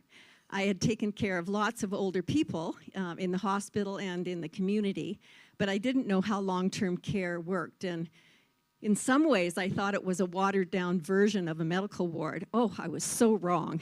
I was so wrong. Anyway, somehow I stumbled through 35 years at Sherbrooke and moved through changing the culture of this very big institutional place. And I remember when I first came, I was absolutely horrified because I saw people lined up in wheelchairs in the hallway. I saw people in hospital gowns.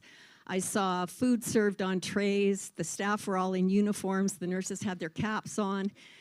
People lived in 4-bed rooms. The place was atrocious. So I set about trying to learn what it was we needed to do to make this home for people. And that's really what I want to share with you today. If we get, let's use the slides that way. And let's just go back to the first slide. I'm going to have to be over here, right? Oh. So how do I move the slides back and forth? Oh dear. Yeah. Okay, so let's go back to the very beginning.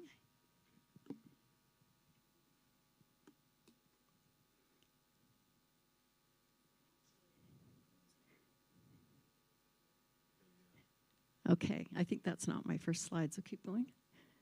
There we go.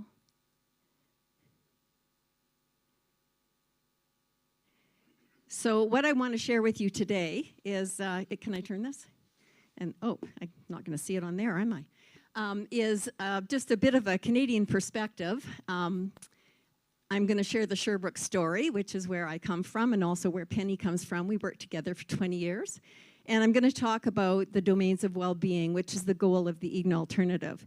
And Monday, Tuesday, Wednesday, we will be diving into that philosophy so that all our participants have a really good understanding. So let's see if I can get us moving. Oh, I'm going the wrong way. So just a little bit about Canada and Kenya. And I wanted to learn about Kenya before I came, so I started reading. And I realized we're very, very different countries. But we have so much in common as I sit in this room. And probably the thing I share with you is a love for God. And my organization also has one too. But Canada has 41 million people. You have 52.5. And why that's really important is that we're 0.5% of the population. You're 0.7, so you have way more people. We are the second largest country in the world by size. Russia is larger. And you are the 48th largest country by size. We have the longest coastline in the world, and the coastline here is 536 kilometers. So really what this says to me is that we've got lots of land, and you guys have lots of people, so we need to get together so that we can... We have lots of immigrants coming to Canada, and we're very grateful for them. But you can see that we need more people in Canada. Our temperature ranges from 45 degrees below zero to about 40 above zero. And so if you come to Canada, come when it's above zero, for sure. And I tried to find an average temperature in Kenya, but because you have such a diverse geography, there wasn't one. But I know it doesn't go to 40 below, so that's the one thing I know for sure.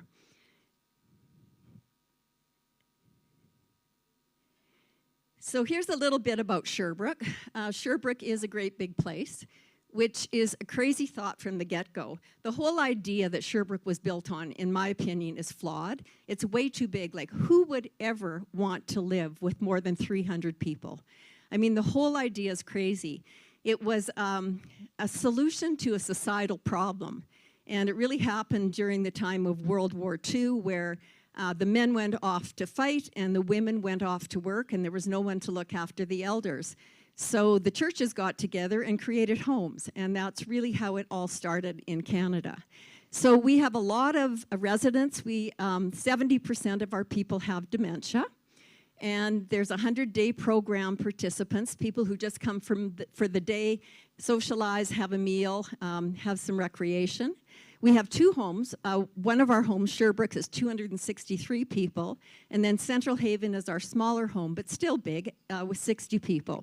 We're home to the Sherbrooke and the Veterans Villages and the Marlow Wyant residents, and we were the inspiration for the greenhouse model, which you probably don't know what it is, but it's something that's spreading like wildfire right across the world. And it was created by Dr. Bill Thomas, and he came to Sherbrooke. He saw our small houses. Because we were so big, we tried to make ourselves small. So we divided ourselves into households of 10 or 20 people so that you could be a big fish in a small pond. And so we also have a child daycare as part of our home, and there's 36 little kids there under the age of 6. And we have a grade 6 class that is based right in our home as well, where those students do their entire curriculum. So they're all over the place, and they don't actually have a real classroom, and so they use all of the venues at Sherbrooke. And we have been a registered home with the Eden Alternative since 1999. So this is the front of Sherbrooke. Can you see these back there? Are they clear enough? Or do I need to pull the drape? Would that help? It's okay? Okay. So this is our front door, and this is actually, we're moving into fall. You can see we've got flowers. We do have green there and flowers. But we're moving into fall because we've got flags hanging that have wheat on them and harvest themes. But that's the front door of Sherbrooke. And we adopted the Eden Alternative in 1999. So the history of the Eden Alternative was created by a man named Dr. Bill Thomas and his wife, Jude Myers Thomas. And this couple applied for a grant from New York State, and it was a dementia care grant. So the Eden Alternative was first created for people with dementia. And that's actually how I met Jane Verity from Spark of Life, because she was also an Eden educator. And I know you're all familiar with Jane. So Dr. Thomas and his wife, Jude Myers Thomas, studied a home for a year. And what they discovered was that the bulk of suffering for people was from loneliness, helplessness, and boredom. And so we call that the problem statement. So it says loneliness, helplessness, and boredom are painful and destructive to our health and well-being. And I've heard lots of that from our speakers about people being lonely and isolated and without families. And so we call that a malaise of the human spirit. The solution is, loneliness is a pain we feel what we want when we do not have loving companionship. It's not the same as solitude. It's pretty much against your will. Everybody knows what it feels like. We all learned that during the pandemic. And then helplessness is the pain we feel when we always receive care and never give it. And when we do that, we become helpless. The last plague of the human spirit is boredom. And that's the pain we feel when our lives lack variety and spontaneity. And in the institution, everything is scheduled, everything is the same, each day appears the way it did before, and so people get very bored. So the solution comes in the second principle. There actually are 10 principles, but I'm only going to talk about 2 today. And it's to create a caring, inclusive, and vibrant community which enables all of us, regardless of age or ability, to experience well-being. And so well-being is the goal of the Eden Alternative. So what is that? In order to do that, we must move out of the medical institutional model that has been created for people because nobody thrives there. It's good for acute illnesses, but that's not what our people have. And we need to create a human habitat. Every animal has a habitat that's perfect for it, but the institution is not that for people. And so we need a place where people thrive and grow. So this is just a contrast picture. The first one is people just lined up, slumped over in a dining room. And that's the institution. And then the second one is the human habitat filled with plants and animals and children and real life happening. So we care for the human spirit as well as the human body. I know I'm whipping through these in a strange way.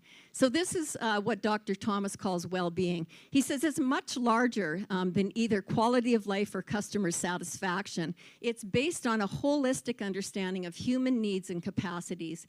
Well-being is elusive, it's highly subjective, and the most valuable of all human possessions.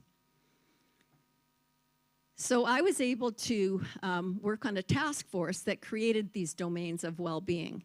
But we discovered that in order to really do this well, organizations had to go through a culture change. They had to change out of that institutional medical model paradigm into one that's more like home, where people actually want to live and work. And we also need to reframe our whole idea of dementia. So I had the wonderful privilege last week of being in Ottawa, Canada, which is our capital, and listening to a mentor and an Eden educator, longtime friend. His name is Dr. G. Allen Power. And he's on his third book. His first book is called Dementia Beyond Drugs. And so he's been advocating for people not to be on psychotropic drugs. And what we've found at Sherbrooke is when people come to us, they're heavily sedated, they're combative, they've been mistreated in the hospital. We get them off their drugs, we start giving them love and opportunities for well-being, and people get better. They do something we call rement. Their brains actually get better and they succeed. So we need to reframe dementia. We do not invent anything new in this way. Dr. Power says, and I love this definition, I could hardly stop from sharing it when you ask what is dementia. He said, it's a shift in the way people experience the world around them. I just think that is such a beautiful definition of dementia. And my sister Pam, who's 2 years older than me, has just been diagnosed with Alzheimer's. It's very difficult to watch her experience this shift in the way she's viewing the world and the things that are changing for her. So we don't deny the existence of a brain disease or an injury, but we learn to look with different eyes and expand our view beyond that narrow definition. So where this leads is we start looking from a fatal disease to changing abilities, from a psychotropic medication to building ramps in the communities. People always talk about physical disabilities. We build wheelchair ramps. And Dr. Power says, where are the ramps for people with dementia? Where are the ways that we are helping them to succeed in society? And so we need to build ramps. It's a path to continued growth. A directive to help fulfill universal human needs. We all have the same needs, no matter where we live, no matter how old we are, no matter who we are. It's a challenge to our interpretation of distress, this approach, and it's a challenge to many of our long-accepted care practices, and it's a radical reshifting of expertise. We need to view this in a different way. So one of the major concepts about this well-being approach is that we, the caregivers, are the ones that adapt. We do not ask people who are trying to figure out what the heck is going on around them to adapt to our routines and our schedules and bringing them back into a world where we want them to do everything the way that they did it before. And I see that approach so often. We don't understand what's going on, and so what we try to do, somebody used the example of somebody running away, and really what they're doing is they're either looking for something or trying to get away from something they don't like. It's really that simple. So when you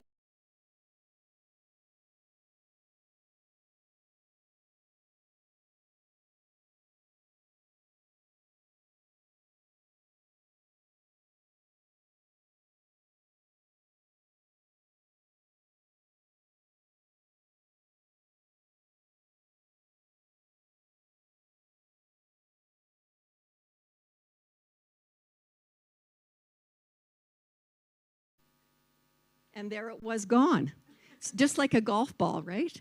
I'm not sure what happened. Anyways, we'll just keep going here. So the domains of well-being, there are 7 of them. And they are universal. We all want to experience these domains of well-being. And so at Sherbrooke, one of the things that we have done is we've tried to create a community where we look after the well-being of our staff, the well-being of our families, the well-being of the children in the daycare, the well-being of the children in the grade 6 class. And we have discovered that all of us have these basic needs. So the first one, are we getting it back? Oh, we are, okay. I probably bumped.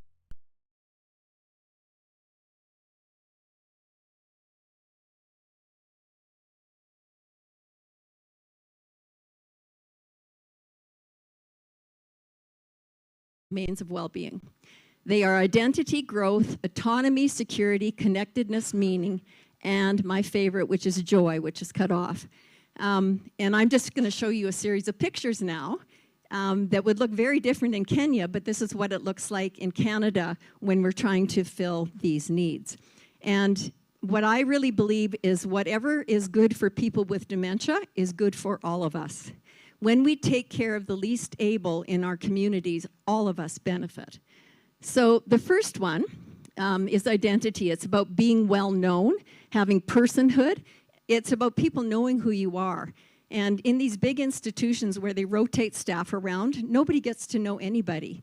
And I remember people talking in our home care system about having 60 different caregivers in a year come to their home where they had to explain to them how to do things. That is not having an identity. So this is my mom, and she has passed. I know there's a slight resemblance. I have 3 older sisters too, and we all kind of look the same. But my mom was a very fancy woman, and she ended up living at Sherbrooke. And so did my dad, so did my mother-in-law, so did my father-in-law, so did my nephew. So I have lots of family experience. But 3 of them had dementia.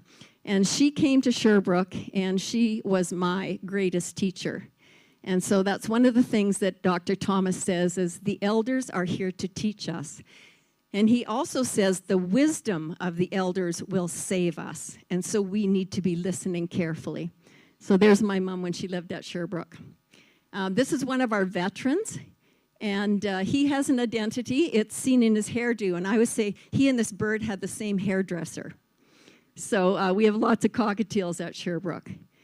Identity is displayed in different ways. This is us out back of Sherbrooke. And these are our war veterans being honored. All the kids from the classroom are out there, all the daycare kids. We're all dressed in red shirts. And these guys here are flying over. And so we have a very special day out in the park where the Canadian Air Force comes out and honors the veterans. But it's so important for their identity. And so this is just a good example of that domain of well-being. And then here's some of our people who, these 2 ladies have dementia, that's why they're there. But we do crazy things like dress up and assume a different identity and lots of crazy stuff. So this was a photo shoot with a green screen behind. So we printed tons of pictures that day and shared them with families. These are our kids out in front of Sherbrooke. And we have lots of festivals and parties out there, but they all had their face painted for the identity they wanted to assume that day. So our identities are very, very important to us. And this slide is really interesting. These people can dance sideways. Slide somehow got sideways. This is one of our elders with the kids. And my mom was a teacher. And that was a big part of her identity. And she would come, they would come to her house and she would read to them. And when they would talk, she would scold them. And they would always obey her. She had that teacher voice, right? But that was a huge part of her identity, being able to read to the kids. Okay, the next domain of well-being is growth. And everybody needs the opportunity to grow. And when people get old, they don't lose that need to grow and learn new things. And if you ever think people with dementia can't learn something new, have you ever tried to bathe someone who didn't want to be bathed because they had a bad experience previously and they remembered it? That is growth, that is memory, that is learning. And so we see these examples all the time. So people continue to develop. So this is one of our fellows out growing his garden. We have about 250 garden boxes outside Sherbrooke, and gardening is so important to us because we freeze all winter. And we have a farming community in the prairies, and so most of our guys who come have been farmers. And so this gardening is really important, and people grow whatever it is they want to grow. This these people, all of these people here have dementia, and this is a handbell choir, and they make the most beautiful music. Candace, who is here holding I don't know what that's called, but she would just, look at them, they would ring their bell, she would do the next note, and people would have so much fun making this incredible music, and so not a really difficult thing to do. You'll notice at this point, this is our monarch butterfly project. We got little cocoons and we got an aquarium, and we all watched the monarch butterflies lose their cocoons, and we launched them one day and had a big party, and everybody was involved. This is the launch out in the front. And there is, I love this picture. This is one of the grade 6 kids with a butterfly who landed on him. And some great photographer caught the picture. But there was so much joy this day when we had all these butterflies. And I spent a fair bit of time in Mexico in the winter, and I'm sure I see the Sherbrooke butterflies down there. The monarchs fly to Mexico in the winter. And then these are our little daycare kids, all dressed up for the day as butterflies. And so everybody gets involved in the community events, and especially families. Here we are just in our community garden. We have reached out to the community. This was a park behind Sherbrooke, and we got permission to make a big garden plot. So all the neighbors from all around our community, they go into a lottery for garden plots, and our residents go out there and work with them, and then they're part of the community, which is really important, and that's John there. This is one of my favorite pictures. This is Grace. And Grace was a veterans nurse, and this is her 100th birthday. And you see the 100 on her door.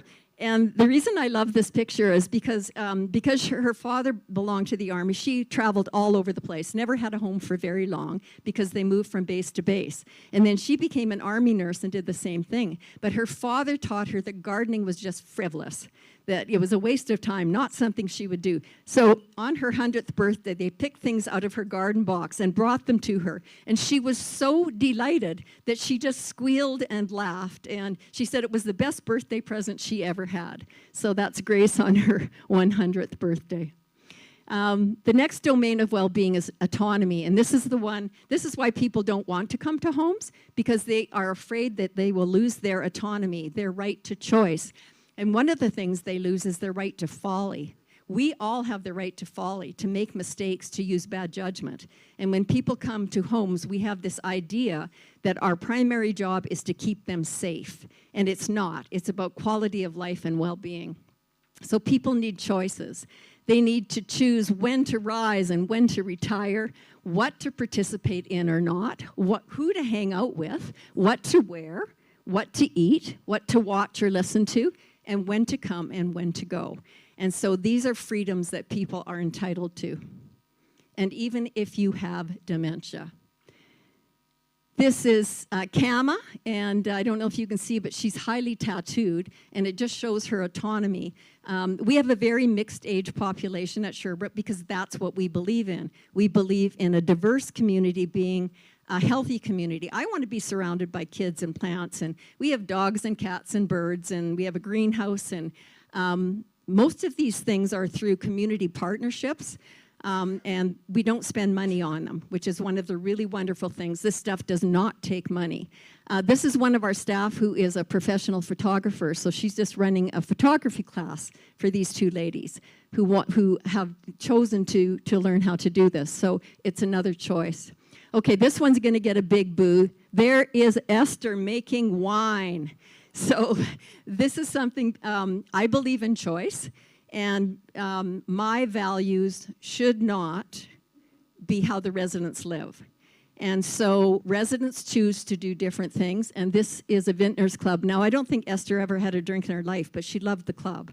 And they would make wine and then give it away for staff appreciation events and so on. Okay, the next one is security, the next domain of well-being, and that is freedom from doubt, anxiety, or fear, feeling safe. We all need to feel safe, right? And so it was interesting. My husband texted me and asked me if I felt safe. That's what he texted me, and I said, yeah, totally safe. I feel totally safe.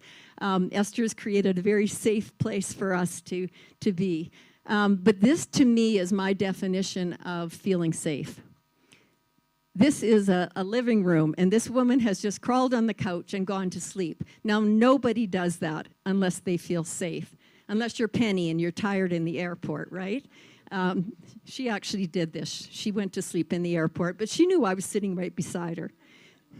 She wasn't worried. This is an outdoor patio at Sherbrooke, and the fence is so that people can see through it for coming and going, but it's also says, this is my space. You're not welcome to come into it. So each of the houses have their own space. This is the front of one of our houses. So this is a house for 10 people, and we have 11 of these at Sherbrooke. And this was the model that the greenhouse came from. Okay, then quickly, the next one is connectedness. That is being connected to the things that are important to you, and that's a very individual thing. So for this gentleman and this woman, it is their grandchild. And maintaining those connections and relationships. This is one of our elders. This is a new picture with one of our grade 6 students, and they have connected and made an incredible friendship. And then we have people who are connected to gardening, very important to them. They just can't wait to plant those first seeds. People who are connected to their own music. This guy loved to waltz and have old-time music. So it's about each individual and finding out what's important to them. And here we are having ice cream on a hot summer day, a memory almost everybody with dementia has. Have you don't ask, do you remember when we had ice cream? It's, can you ever imagine a time where you had ice cream? And most people with dementia will say yes, and then you can have a lovely conversation. And 3 ladies dancing together with some old-time music and being friends. And actually, the lady in the green and navy, she's a volunteer. We have almost 400 volunteers who come and help us every day. We couldn't do it without them. This is December 21st, and the reason that's important, it's the winter solstice. The sun comes up about 9 o'clock and goes to bed about 4 o'clock. So we say, why get dressed? So everybody wears their pajamas that day, and these are all the grade 6 students with some of our elders in their PJs. Okay, then there's meaning, and everybody needs meaning in their life. And it's a little different than purpose, but what brings me meaning might be different than what brings you meaning. So for this gentleman, this is our chapel. He's in there, he's playing music. And he would just go there every day by himself and just play music. And then here we have one of our resident dog musicians. This is the kind of thing that happens with the animals. He's playing the piano. He's not really.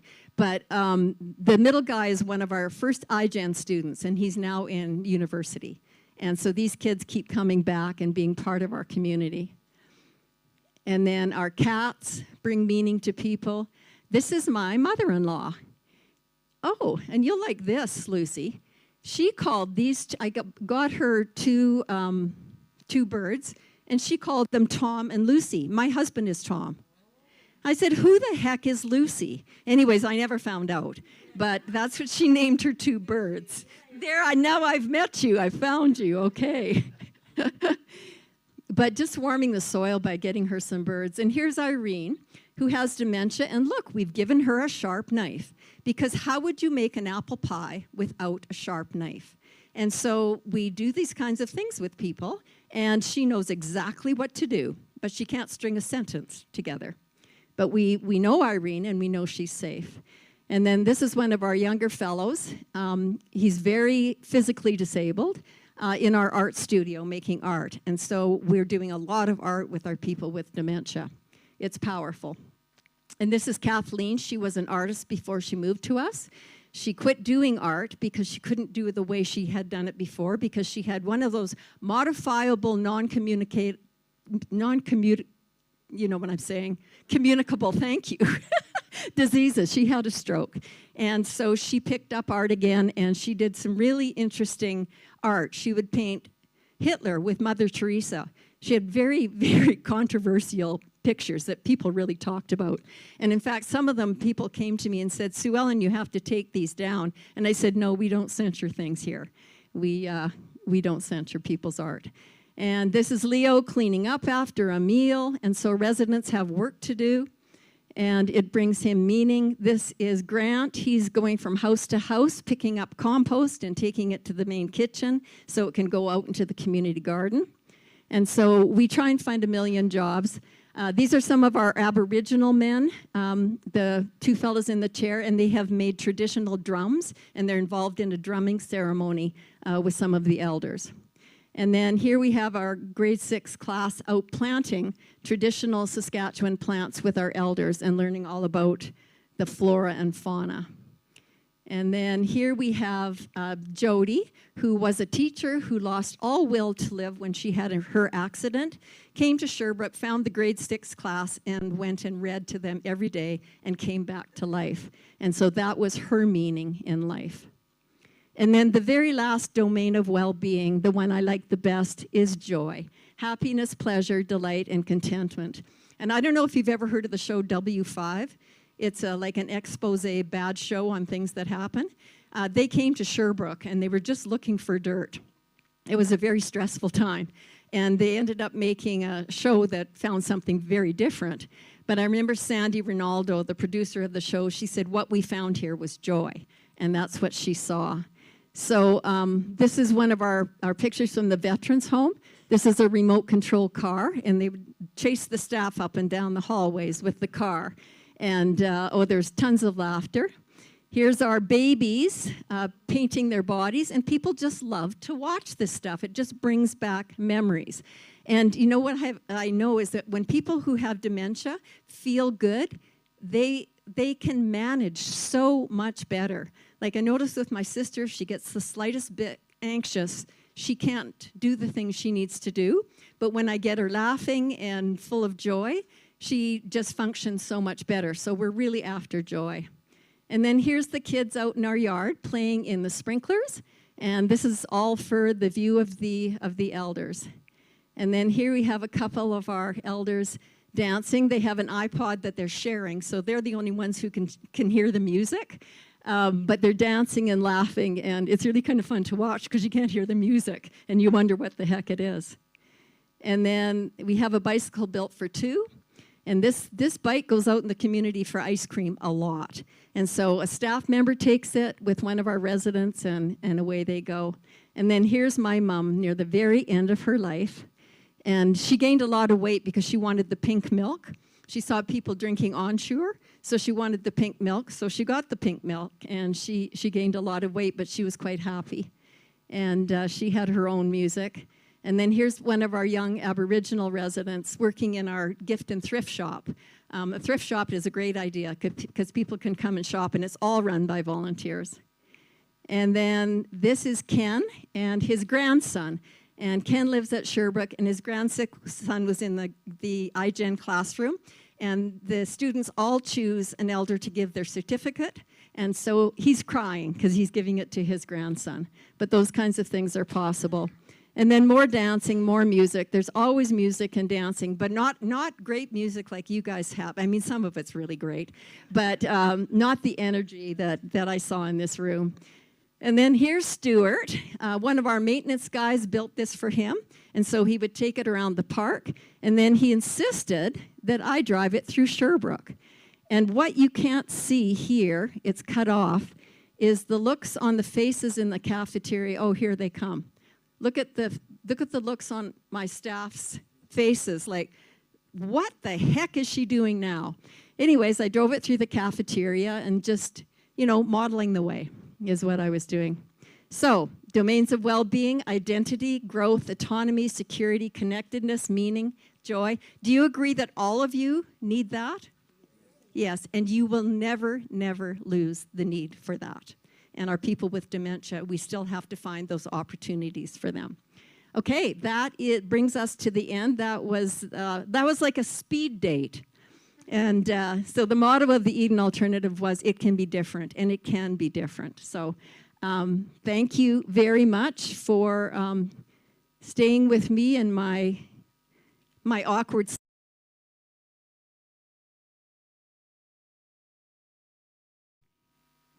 Does anybody have a question?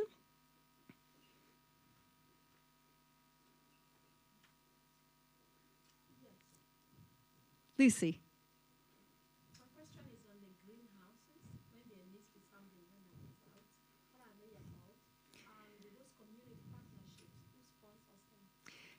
The greenhouses are small houses in the communities, mostly in a neighborhood in the United States, and they're homes for 10 people. And they're modeled after the Sherbrooke houses, where we have the same staff. All the meals are cooked in the home. It's a multi-skilled worker who does everything, and so we don't rotate the staff around. And so the greenhouse is built on that model, and they're spreading all over the world. And then the partnerships, people approach us. Once they hear that you start doing this stuff, they approach you. For example, we had a writer in residence from the library who heard that Sherbrooke was a good place to come. So she did a whole year there writing and working with the residents who wanted to write. And then we have a partnership with the schools. The schools approach us. And we have a partnership with the Parrot Society and with veterinarians. People want to be part of something successful that they feel good about. And so we draw up partnership agreements, and we operate from there.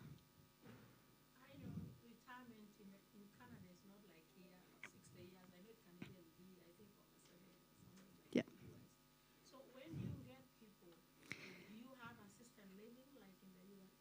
We don't have any, but in Canada mostly there is assisted living, where I was worried about getting impaled by these horns, and I see them moving now, Alex. We don't have any at Sherbrooke. Our province does something called personal care homes, where people live in homes in communities. And so a couple will sponsor 5 or 6 people to live with them.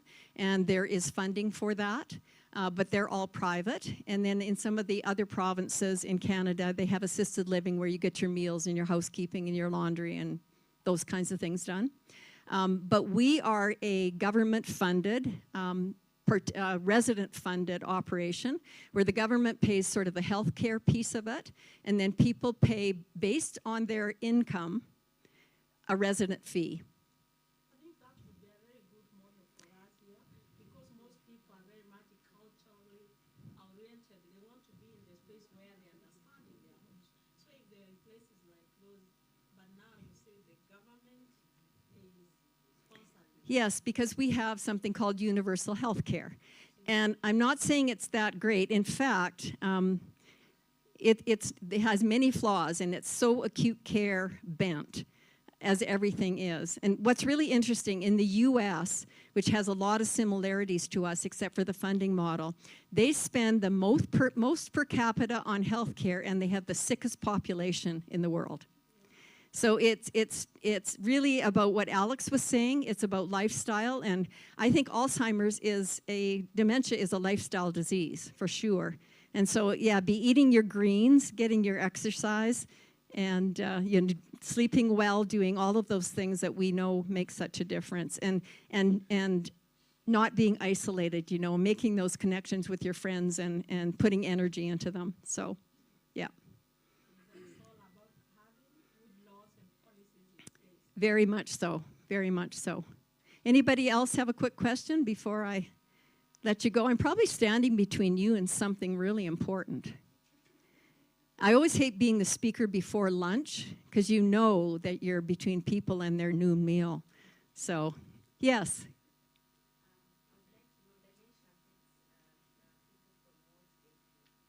You would like to know about the age groups? So our youngest resident probably is 20. Although my nephew lived there, he had cerebral palsy. He lived there when he was 18. He moved in. And we have people well over, I think 107 right now is our oldest. So we have all ages. And then, of course, we try to kind of flood the community with kids and university students so that we're a healthy community. Yeah. And the way you get into our home is everybody wants to come. And that's how I know it's the right thing. Because there's one wait list in the health authority where we live, and you have to make the priority list, and then you get to choose 2 places. And everybody chooses Sherbrooke, but not everybody can come. And so that's how I know it works, because people vote with their feet. And so that tells you something. So this philosophy is spreading all over the world. You have a coordinator, actually, of the Eden Alternative in South Africa. Rain Strobel is his name, and I think maybe somebody here might have talked to him.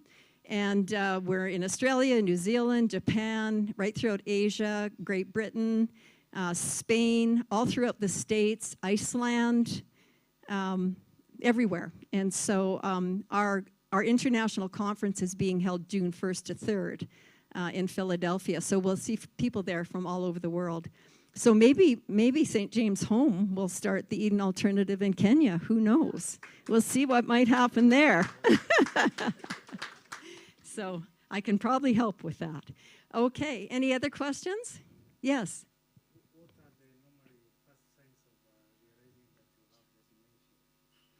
I'm sorry?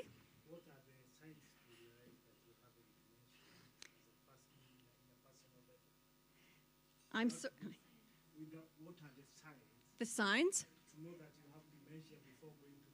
Oh, okay. Well, I think that we've heard some of them. Forgetfulness is one of them, right? A change in judgment, maybe a change in mood. Sometimes it's depression. Sometimes it's not wanting to engage with others, not being able to do the things that you were able to do before. And so they estimate throughout North America that even when people come for something like a stroke or a multiple sclerosis, or they have an accident that leaves them quadriplegic, that 70% of every home will have people with dementia, even if it wasn't their primary diagnosis. But we specialized in dementia care. So we had people who came to us just because they had dementia. And one of the things that we have been working on, and it's Dr. Al Power's mission in life, is we have been desegregating our people with dementia to live in our big, beautiful community. And so we don't have locked doors except for one house left. We had 80 people behind locked doors. We have unlocked those doors. We have integrated the populations. And we have people who are quadriplegic and can think well, helping people who need to navigate with dementia. But you can't just do that anywhere. You have to create the community where people want to care for each other. But what I realized, we had gone down the wrong road. And Dr. Power says it's kind of like smoking. It's easier not to start than to quit. And we had segregated people, and now we have desegregated them because it is discrimination. There's no other word for it. And so we're working on that, and we're about 80% of the way there. So, yeah. Pardon me? Yes, absolutely. Alcohol is related to dementia. Okay. Yep. Yep. So I think the question he was asking, if I got it right, he was asking how can you know yourself that you have? I don't think you can know yourself. It's the people around you who see the difference. I think so. Can someone define themselves that I think you're the first person to know. And your spouse knows way more than they let on all the time. So spouses cover for their spouse, and so it's not until things fall apart with one spouse that you see that the other spouse has dementia, and they've really been supporting them well. But when I talk to people with dementia, they knew first. And they noticed signs. They were trying to cover up. They were leaving notes for themselves, doing all those things. My mother was a genius. She was so smart. And when I came into her house, I found notes everywhere telling her what to do because she knew she was forgetting. Yeah. So forgetting is one of them, and some people don't. I mean, if you know one person with dementia, you know one person with dementia. Everybody is unique, everybody is different, and the way we perceive the world is through our own eyes, for sure. But, yeah. Okay, thanks, everybody. It has been so much fun being with you. I'm sorry I rushed through this. I've got days and days and days of stuff that I'd like to share with you. So anyways, thank you. I just feel so privileged to have been here and spent this time with you. So thank you. Whoa. Before she sits down, I'd like us to. Let's wait in our hands. We start from 10, right? Going down to 1. As she sits down. Cindy. So, in 3, 2, 1, we're doing 1, 2, 3, 4, 5, 6, 7, 8, 9, 10. 1, 2, 3, 4, 5, 6, 7, 8, 9. 1, 2, 3, 4, 5, 6, 7, 8. 1, 2, 3, 4, 5, 6, 7. 1, 2, 3, 4, 5, 6. 1, 2, 3, 4, 5. 1, 2, 3, 4. 1, 2, 1, 1. Yay! Thank you so much, Sue, for that amazing presentation. I just want to say that Sherbrooke is happy to share anything and everything. And so we're happy to share well-being, performance reviews for staff, anything. Whoa. We want to change the world. Yes. By sharing. Thank you so much. Thank you so much. Wow. I hope we've taken notes. I hope we've taken notes. What are the domains of well-being? Identity. Identity. We have identity, right? Yeah, a clap for her. Sasa watu wanaanza kukimbia kwa simu. What are the domains of well-being? I think he said when I was outside. I foresaw that coming. We had identity. Then, yeah. Meaning, right. Meaning, another one. Yes, Lucy. Joy. Yes. Wow. Wanaume. Where are the men in the house? Yes, brother. Growth. Right. Mwingine? Security. Yes. You see, Sue, you have good students right here. Yeah. Last one? Connectedness. Good. Whoa. James. This conference should have happened somewhere out there, probably at the KICC. You don't know how many folks are missing this. Yeah? We need to make it bigger, better. Yeah? I'm not saying that this one is not better, but this is a gospel that we need to spread out there. Yeah? And we need to build this awareness. And congratulations, James, for the good job that you're doing. Yeah? Very few men could, I don't know if men in the house are ready to venture in this kind of initiatives. Like I said earlier, it's a calling. It's a calling. So you've been called and you're up to the task. And 10 years, man, is not a joke. So as James comes to give his presentation, I'd like us to, to rise up a bit, flex, warm up, stomp the boat. DJ, you have some good music for us? Oh, the machine. It's okay. Let's rise up and stretch a bit. Oh, I actually saw him taking us through what they normally do at the care facility, right? Let's stretch a bit.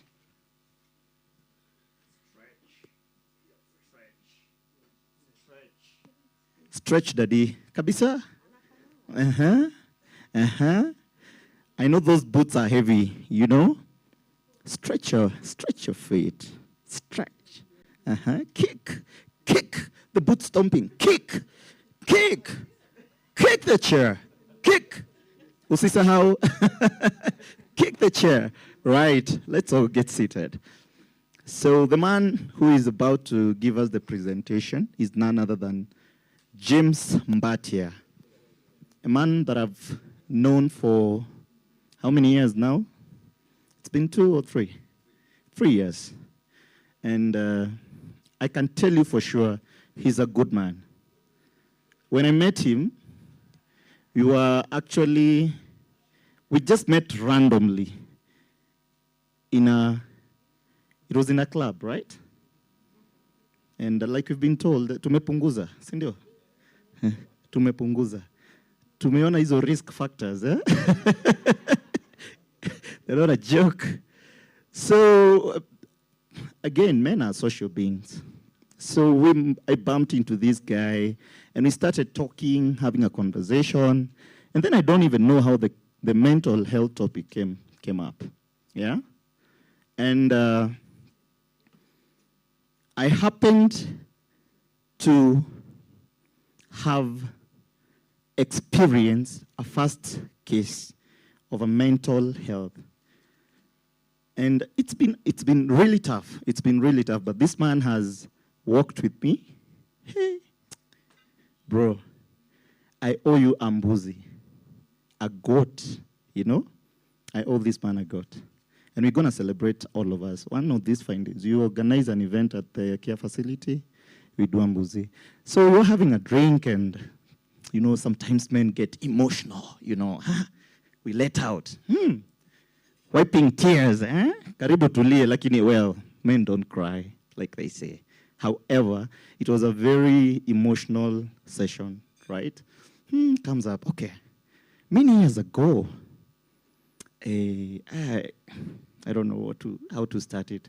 Many years ago, my mom got diagnosed with a mental disease, and it's been tough. If you have someone that you take care for who has a mental health condition, it's not a joke. It's not a joke, yeah? So we had this conversation. Mom has been on and off hospital. It kept getting worse, you know? Getting worse day in, day out. And I'm here, I'm the last born, taking good care of her. We continue having a beer. No, Joe, hey, relax, have a beer. Hey, yeah. I think he wanted me to have more beers and you open up. Anyway, that's a story for another day. So that time I remember I was actually wondering now what to do with Mom, because she's back in the village. I'm in Nairobi, getting constant calls. Mom is on a relapse. You need to rush home. You need to take good care of her, you know. So this guy tells me, but you know I have a care facility. Because I told her, hey, I'm getting super overwhelmed with hospital bills, yeah? Crazy medications.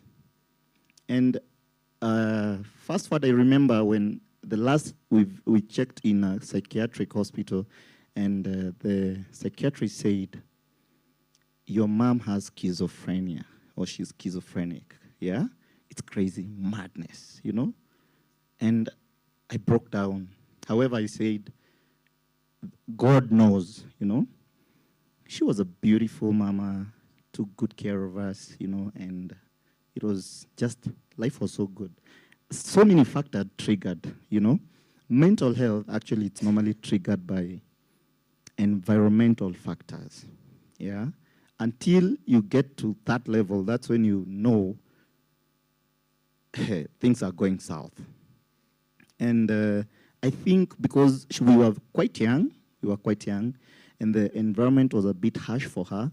So really no one was there to take good care of her. She could get judged by everybody, yeah. Until I got to understand that I need to take care of my mother, yeah. Looked for all sorts of solutions, all hospitals, you know. It's been tough. Then this man, we're still having a drink. Hey, have a beer. Why don't you do this? I don't think your mom needs all those medications and all that. Because now I started actually checking from the emails a whole list of medications. She has blood pressure, she has what and all that. Jim said, probably you need to withdraw some of this medication because I figured they were actually affecting her, adding weight, you know. A lot she was eating a lot, you know, always on appetite, yeah, adding weight. That's why she was adding weight. However, James recommended that, why don't you bring mom, instead of you going every now and then to the care back home, why don't you bring mom to the care facility? Yeah, and that time she was admitted. So I was like, sounds like a plan. But I don't know this guy. How genuine is this care facility? I've never even heard of care facilities. Yeah. So I started Googling caregiving, Nini, and all that. Then he told me it won't cost much considering the amount that you're paying in the hospital. So I did my math. I was like, guy, I can't manage this. Mi ni mkulima mdogo, you know? So this guy, he doesn't know me. We're having a beer. He tells me, Joe, get your mom out of the hospital, bring her to my care facility. I don't care whether you'll pay the deposit. I was like, what? What do you mean? Yeah? So I went back home, I told my wife about it, and she was like, these only stories are jabba. You don't know people. But I said, let me take a risk. So I called James after a week. I told him I made the decision to get mom out of the hospital. It's a mental health hospital. I'll bring her to your facility. So he was like, however, that's why he started now giving me stories. However, my facility as of now is full. Sijui kama tutaweza. I don't know if we'll be able. Then he calls me after 10 minutes. Akaniambia, oh, Joe, I've actually secured a room for your mom. So let me know when you are planning to bring her. So I took another week trying to make decisions, calling my brothers and my aunties. How do you know that facility? And all that. To cut my long story short, I ended up taking my mom to James' facility. And she stayed there for how many months? About 7 months, right? So the thing about taking my mom to James' facility, it relieved me so much of the baggage that I was carrying. Constantly traveling back to the village to see mom, you know, she has relapse, medication. She had a caregiver back at home. Some of whom, there are times she tells you, I'm not going to take medication. You know what? Hizo dawa utakunywa. And that's what happens until I go. She says, until I see my son, that's when I'm going to take my medication. And it happens. Even today, we were having the conversation. I told you, I'll have to come for your event. Then I rush to make sure that she takes the medication. So James was like, Mom will be easy. And she really had a good time there. Yeah. She had a good, amazing time. She was always asking James, have you talked to Joe? Have you talked to my son? I want to, so he could go to the office and Mother anataka kukuona. So it could take like 10 minutes driving from my place to Sir James. And it was such a good feeling for me. Yeah. I knew, and we've been having this conversation because this is a condition that she will live with. So I accepted. And that's why DJ Romis and I, on TV47, we are champions of mental health. Our country music show, we always talk about mental health. We ride with a purpose because we can only build awareness. Yeah? What James is doing people can't know, not unless we amplify that to the masses. And mom had a good time. He took good care of my mom. In fact, when I told him, I need to take mom back home, because she kept saying, I'm missing my place, Nini. Ananiambia, come and take her back home over the weekend, take her to do some shopping, and then you come back with her. Then I told James, I think I need to monitor her closely. Yeah, I've been monitoring her closely. However, I think I still need to take her back there. Because sometimes, even with the caregiver, sometimes she feels lonely. I'm not always there because, well, I'm working. Yeah, I need to go out there and hustle. Then this man, the same man keeps telling me, Joe, why are you stressed? Bring her back here. Yeah, such an amazing man. I don't want to take this story to another level because I know this is a journey. Dementia is a mental health issue. Yeah, and dementia is a mental health issue. And we can only overcome these issues if we join hands. If we join hands, we'll be able to fight this stigma. Mental health, especially in Africa, has been stigmatized. Dementia, yeah. Lucy talked about the elderly getting killed back in the villages. People thinking it's actually witchcraft, yeah. That because someone is behaving in a funny way, you alirogwa, alifanywa nini. You know, we need to change that. We need to change that perception, yeah. And I'm glad to see Sue here and Penny coming to, to enlighten us and to tell us that it can actually be done, yeah. You having a very big community that loves people with mental health issues. And in Kenya, we can only emulate what these people are doing. And if we don't do that, we shall perish. We won't go far. If we wait for this government to do it, trust me, we won't go far. Because you know what happens in politics, yeah? People are dying every day. Young men are committing suicide, yeah? And young women, because of mental health issues. But I'm glad I'm seated in a space that is full of people who are full of love, people who embrace such conditions. And dementia is one of them. So James, as you take us through the presentation, I'd like to acknowledge and appreciate you for the good job that you're doing. Stand up, stand up, stand up.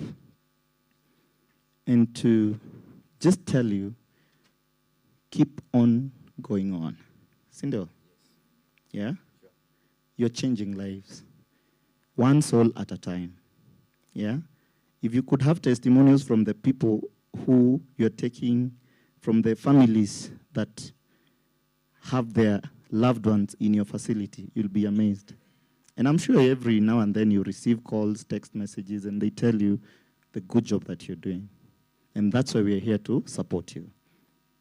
Happy 10th anniversary to Sir James, Karibu sana. Thank you.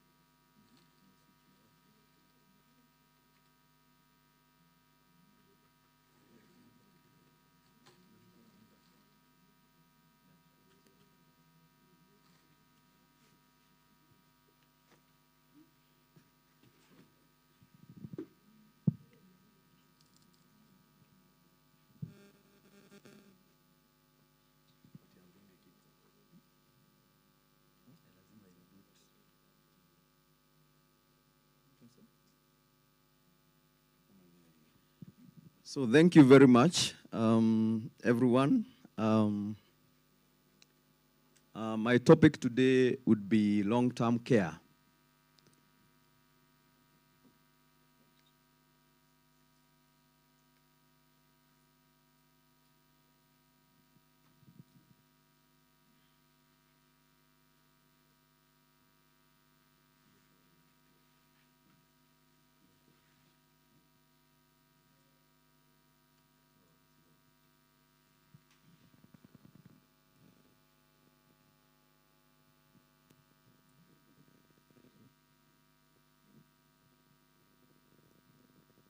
So as DJ Romes does his magic, I will take the opportunity to thank you all. And always good all the time when we are spiritual. Because caring is spiritual. You must have that illusional power to be able to care. It begins by being empathetic. It begins by showing genuine love. Some people give people love, but not genuinely. You need to be compassionate. So who is James? James is the founder of Sir James Care Homes and also a master practitioner in Spark of Life model of care. And Penny, when you came for volunteer work in the facility, you said, good Lord, you mean there is Spark of Life here? So, yes, it's a model we borrowed from Australia. And because caring sometimes needs guidance. Like the way we have the Bible, we have the other books. The same way we need models that can guide caregivers on how to care. Not just caring anyhow, especially when you are caring for people who need specialized guided care. Most of us take care of someone, rather. But sometimes, like, especially when you're taking care of people with Alzheimer's, or other forms of dementia, it's good to have a guide. So we're asking families to, those ones who have issues, those people who have their loved ones suffering from dementia, or living with dementia, rather, to get help. It's not all lost. It's not the end of the road. But come, seek help, and I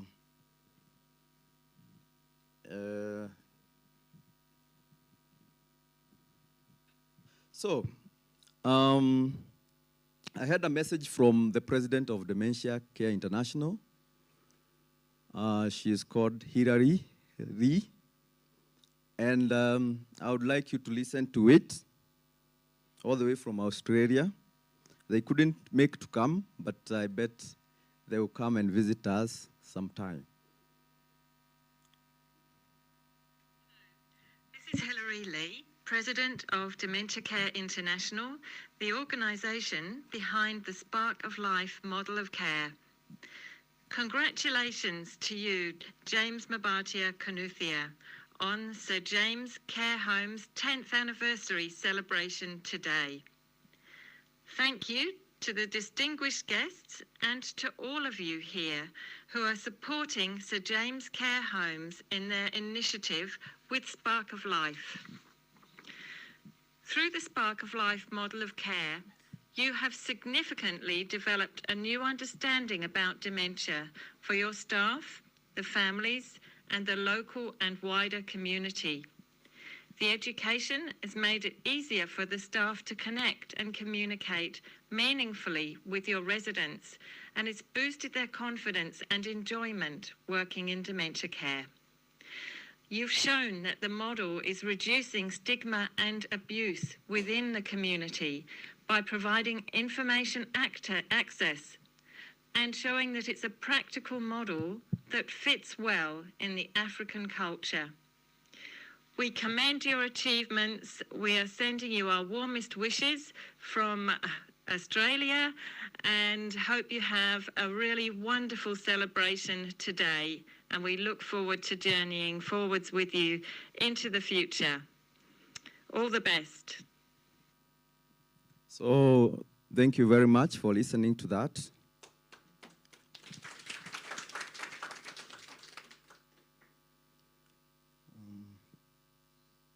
Where is it?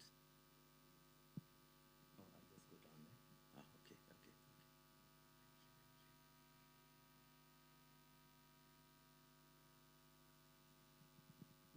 So, I don't know.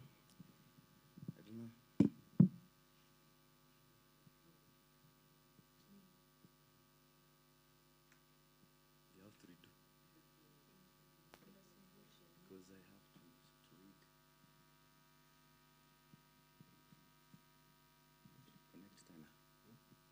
Sorry about that.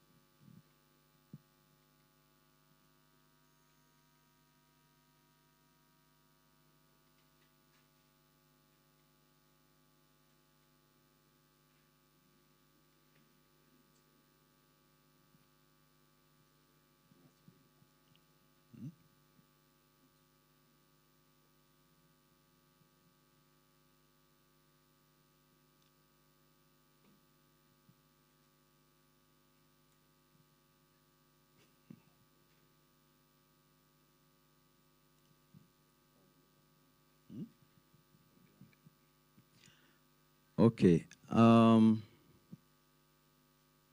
Sir James Care Homes is located at a place called Kabete, Lower Kabete in Kiambu County.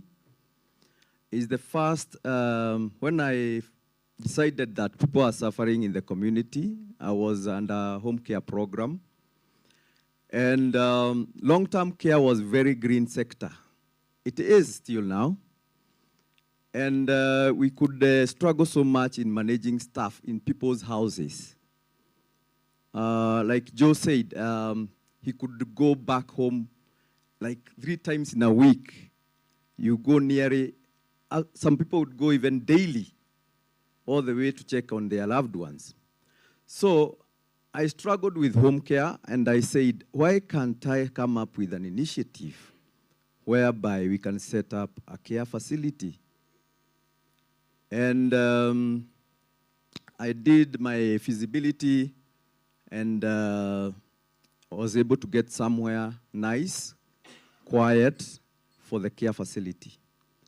So I set up one, and everybody was asking me, my mom can bear me witness, who is gonna come there? And then I used to go there. I made it like my house, stay there alone sometimes. And then with time, with the awareness and support from the community, my neighbors and my family, we were able to at least create awareness, and people could see the reason why you should have someone in such a care facility. I didn't know it was the first one when I started.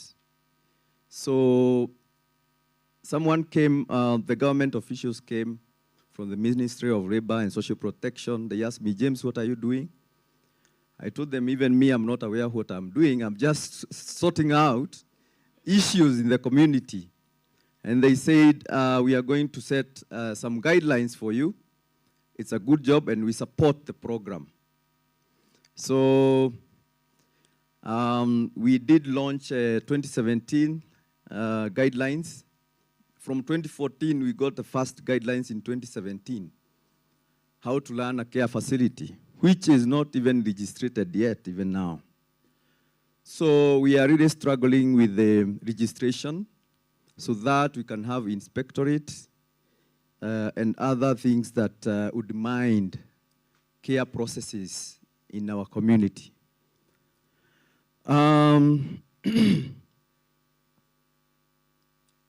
So that's how Sir James Care Homes came up. And for the last 10 years, it has been amazing. And people have been very supportive. I remember in 2016, there was a delegation from UN, and they were told they were to map up how Kenya is doing when it comes to caring for people, for the older person. And they found me in the facility. And they asked me, James, why you are doing this? How did you start? Those are generally the questions. So they told me, now we are going to sponsor you to do a course in geriatrics. So that's when I joined the geriatric fraternity. I got sponsorship, and I was certified in geriatrics and gerontology. So then I realized that there were models in the world that guide people to care for people like people living with dementia. And I learned this in 2018 when I attended London's conference for the aging and Commonwealth. So that's when I met all these people, good people, and I said I will look at it, whether it fits in our culture, whether there is something that we can share. And 2020, during COVID, I decided this is the right time to do the course. So I requested for support from various organizations, and I managed to do Masters in Leadership program on Spark of Life model of care. And I was certified as a master practitioner in Kenya. So it has been a journey. And I'm very grateful to be here. And generally, it's overwhelming sometimes when you think about these things, because we lack personnel in this country. We are only 4 who are certified in geriatrics and gerontology. You can imagine, 4 people. Then we have only 1 expert in dementia. So we need more experts. And thanks to Penny and Sulin for coming out and coming out strongly to help issues to do with care, and also to give us confidence, because we have been doing these anniversaries, but these are very unique one, because sometimes in our culture we say most people don't listen to their local doctors. So I was very happy that we have a dementia care expert from another country to come and talk on my behalf, so that people can realize that it's not just doing things in Haoli, but rather learn and also ensure that our people get the proper care that they deserve. So thank you very much. And I bet all these people, they are also very thankful. They have learned and they have enjoyed. So let me go to let's go to the 3rd slide. Okay, just scroll for me. So I've talked about that. So Sir James Care Home started in 2014, to address much needed elderly care service in the community, especially dementia care. Taking care of the elderly in African set is usually the responsibility of the immediate or extended families in our community. That tells us that, not that because we have institutions that people can come and dump their own. During the entry process of the care facility, Joe can tell you is very, not very nice. Because we need to know the reason why you want your loved one to be in a care facility. So it doesn't take families away from that responsibility that they should know they are the ones who are responsible for such kind of care. Taking care of the elderly in Africa is not institutionalized, as it is deemed a taboo. So if you take your loved one to a care facility, everyone will think that something is wrong with you. Or people will look down at you like you are not respecting. It's a taboo. So also we are trying to reduce this stigma, because sometimes you might find solace in a care center. You might find a lot of peace in the care center. But if you feel you can manage the home care in your house, if you have somebody who needs care, then that's good. African governments have not also put in place policy on how to provide the same. So most governments in Africa have no policies. I think only South Africa currently who have actually enacted the Dementia Action Plan. But you find other countries, they are doing other things rather than focusing in long-term care.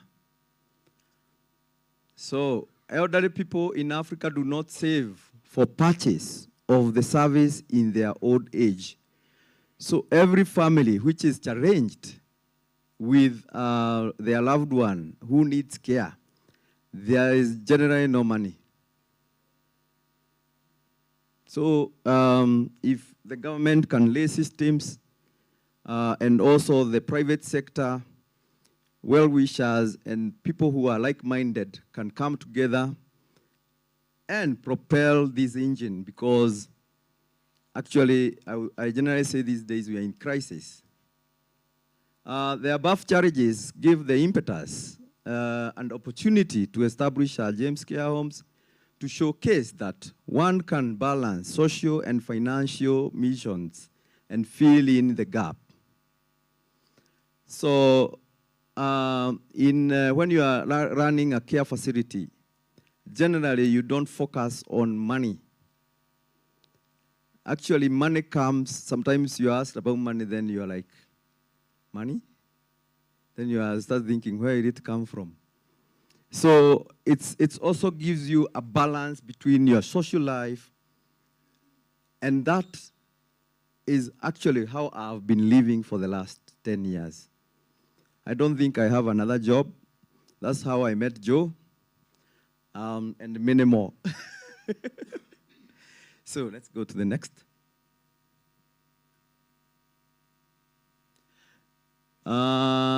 This is the current status. The facility is set up in 1 acre. There is the administrative wing, main house, exercise center, housekeeping, and open grounds for outdoor activities. It takes care of 10 elderly residents, women and male. Through the home-based care, managing another 10 in the nearby villages. Sir James Care Homes, through its many initiatives, SJ Healthy Aging Initiative, joined UN Decade of Health Aging Campaign 2021-2030. So there is a lobby under the SDGs, Sustainable Development Goals, under the UN that all leaders in Commonwealth countries and other countries, most probably, to join in helping, propelling the healthy aging engine. So sustainable development goals, we are talking about climate change, healthy fall, poverty, all those sustainable development goals. I think there are 17 goals that. So the SJ Healthy Aging, this is an initiative at the Sir James Care Home that was registered as a community benefit organization in 2020 to help do things like why we are here is through SJ Healthy Aging. And it will close in 2030. Let's go to the next one. Governance and management of SJ Healthy Aging Initiative. SJ Healthy Aging Initiative is registered as a community-based organization. It has a board of directors as required under the Registration Act. It has a management secretariat headed by a care manager, a doctor on call, part-time clinicians, nurses, physiotherapists, 2 administration and subordinates, volunteers and members. So through the Sir James processes, when I monitored it, we have doctors, clinicians who actually would come in, like Dr. Alex, anytime and check how things are and check how the staff are doing and all that. It's through SJ Healthy Aging that have friends and members who are preparing this engine. Let's go to the next.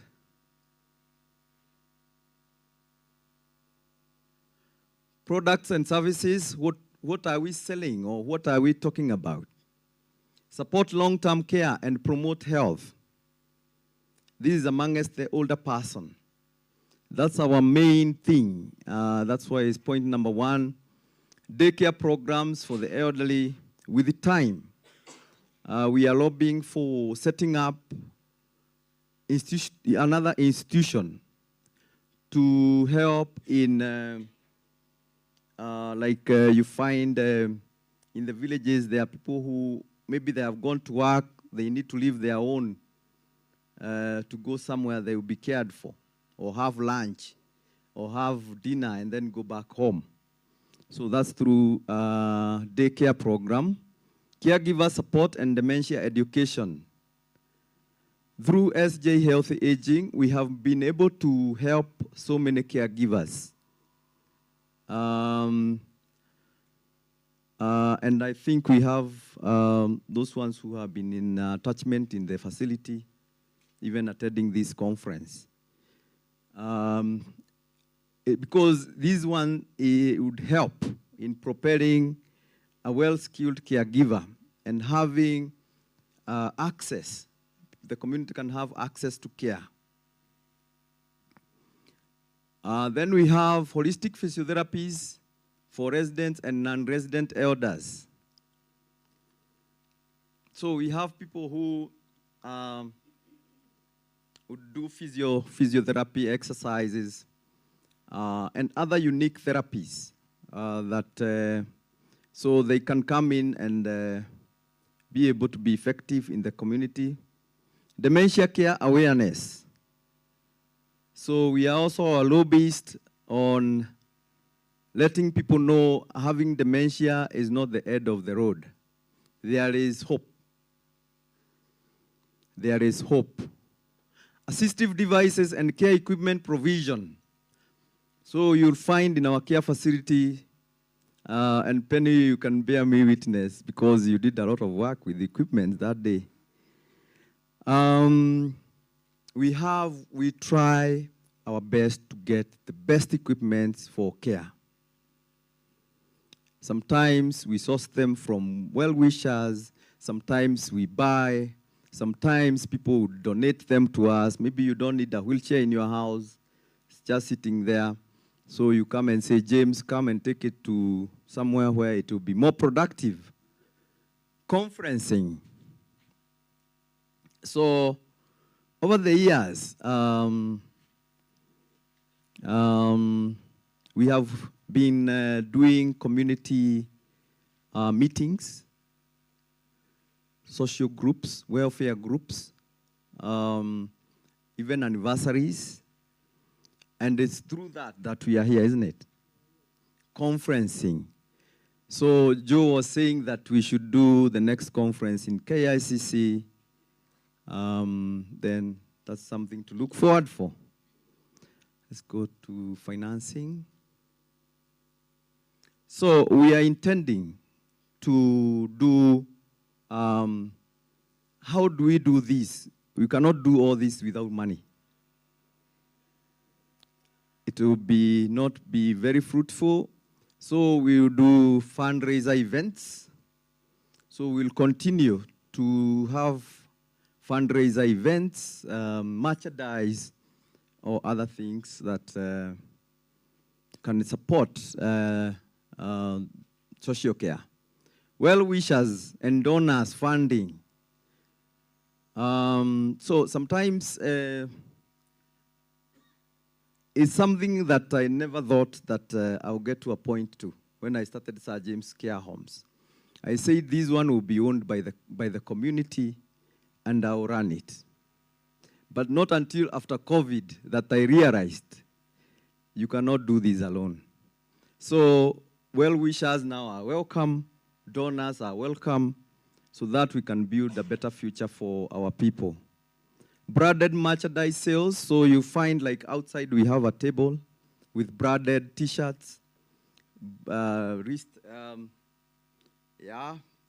wristbands and other products, equipment for hire. So for members, those members who have already committed themselves, they have the access to equipment if they have to refer someone. Sometimes we help if we have. Sometimes we might hire them out or help you get quality and comfortable equipment at a subsidized cost. Membership fee, annual.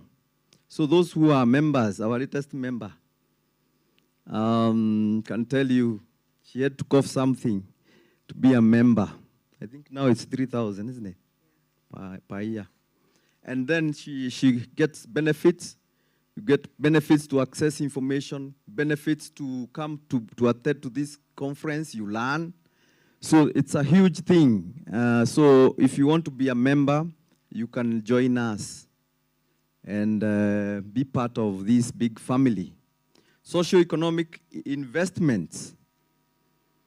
So socio-economic investments we are talking about, we can decide now through consultative meetings, we can say, we members, we want to invest in farming so that we can support our elders. We can do farming so that we can buy equipment. Sometimes there was a day I was telling Joe, I will start selling cars so that now I make good money and help elders. So that would fall under socio-economic investment, which will help us finance all these issues that are really hanging on our beggars. How are we going to make people know that and promote? So we have board members who will lobby and make sure that there is continuity of governance in the organization. Community-based infrastructure. So we're going to lobby through, like these days we have WhatsApp groups, we have church groups, we have so many groups. So that's an entry point that can help us market or make people aware of what we are doing. Faith-based organizations, these are organizations that generally started by churches. We could also use those organizations as entry points to reach out or to reach the larger community and be able to send the message. Conferences, so like now, we are here. We have known a lot about SJ Health Aging Initiative. So it's also a strategy to do what? To communicate. Branded materials, technology and digital platforms. Like in this house today, you find there are so many machines. So right now we are doing what we call live streaming, hybrid conference, whereby people are watching all over the world to get information. Elderly sensitization and education events. Exactly, that's where we are. Today we are learning, and we will continue learning, and we will keep our care system in proper position. Stakeholders, networks, and relationships. So stakeholders. Who are the stakeholders here? These are networks. Like we find here in Kenya, we have NHIF, we have the police department, security. They should be engaged in a level that they also can contribute in sharing information.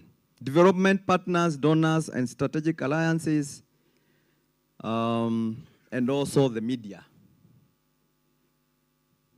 Let's go to the next one.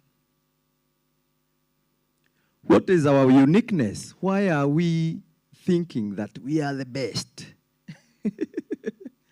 Our caregivers provide in-home caregiving services for almost any family and practically any situation. So we don't fear. So if you say someone has a dementia or somebody has is beating people, we will still come. That's our uniqueness. Yes, we will come and help you. Our home care lets loved ones enjoy healthy lives in the comfort of the familiar environment. We tailor our care to your unique situation through a custom care plan. So sometimes families would come and say, we want this and that. We don't argue, we try our best. Coexisting with community and extending outdoor services. And also adoption of a model. So we have Eden Alternative Model now. We have Spark of Life Model. So all these models will help us with ensuring that we are equipped in every stage of care needs of every individual. Because you find caring is quite diverse. And you need all these information and guidance. Let's go on. What have been the major challenges? Inadequate funding. This is actually like a global challenge these days, whereby you find care is not well funded. Cultural beliefs that outsourcing elderly care is abandoning loved ones. Cultural beliefs, we are still having those cultural beliefs that Joe was talking about, staying for 2 weeks without accessing the care that he thought was good, because he had to negotiate. Somebody will ask you, do you know that facility? How well do you know that person? Because it is a belief, but we are trying to reach out and say it's about caring, it's not about thinking too much. If you feel you cannot do it, please seek for help. Lack of policy regulatory framework by the government, no incentives for private players like me. So I'm a loner. So you find we would like people to registrate, like Lucy was saying. So that, like you find in our facility, we have, okay, in the government, we have nurses, doctors. Now the government can say, because if there are policy, they can commission doctors to our facility. Then you find, or nurses. So you'll find that it's a challenge and it's very costly for families.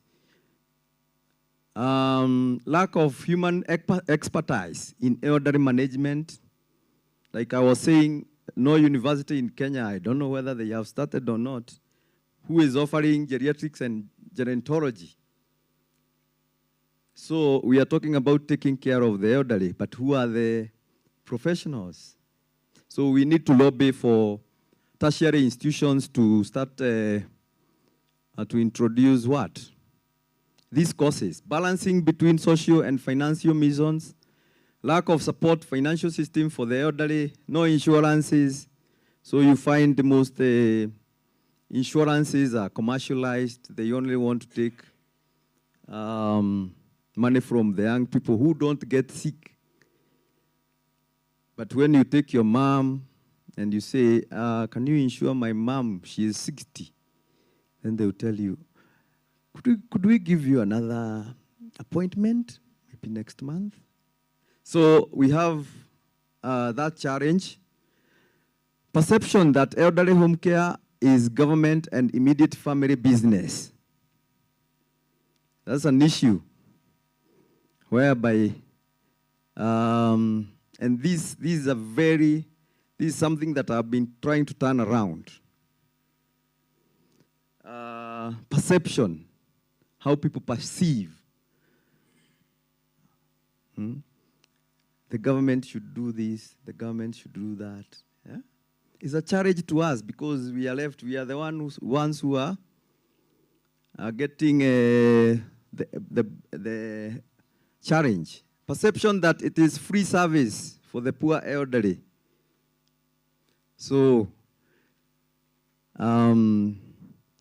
this is a huge thing also.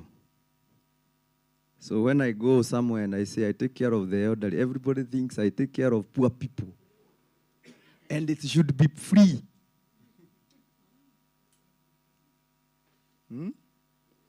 Which is very dangerous because then you find most people will not be ready to invest. Even the government will not be able to invest. Donors will not be able to invest because now it should be free. Yeah, why not? Right, opportunities. What are the opportunities? What can make every one of us who are interested in care sector feel I need to wake up and continue? Business opportunity. So I visited 2 care facilities in London.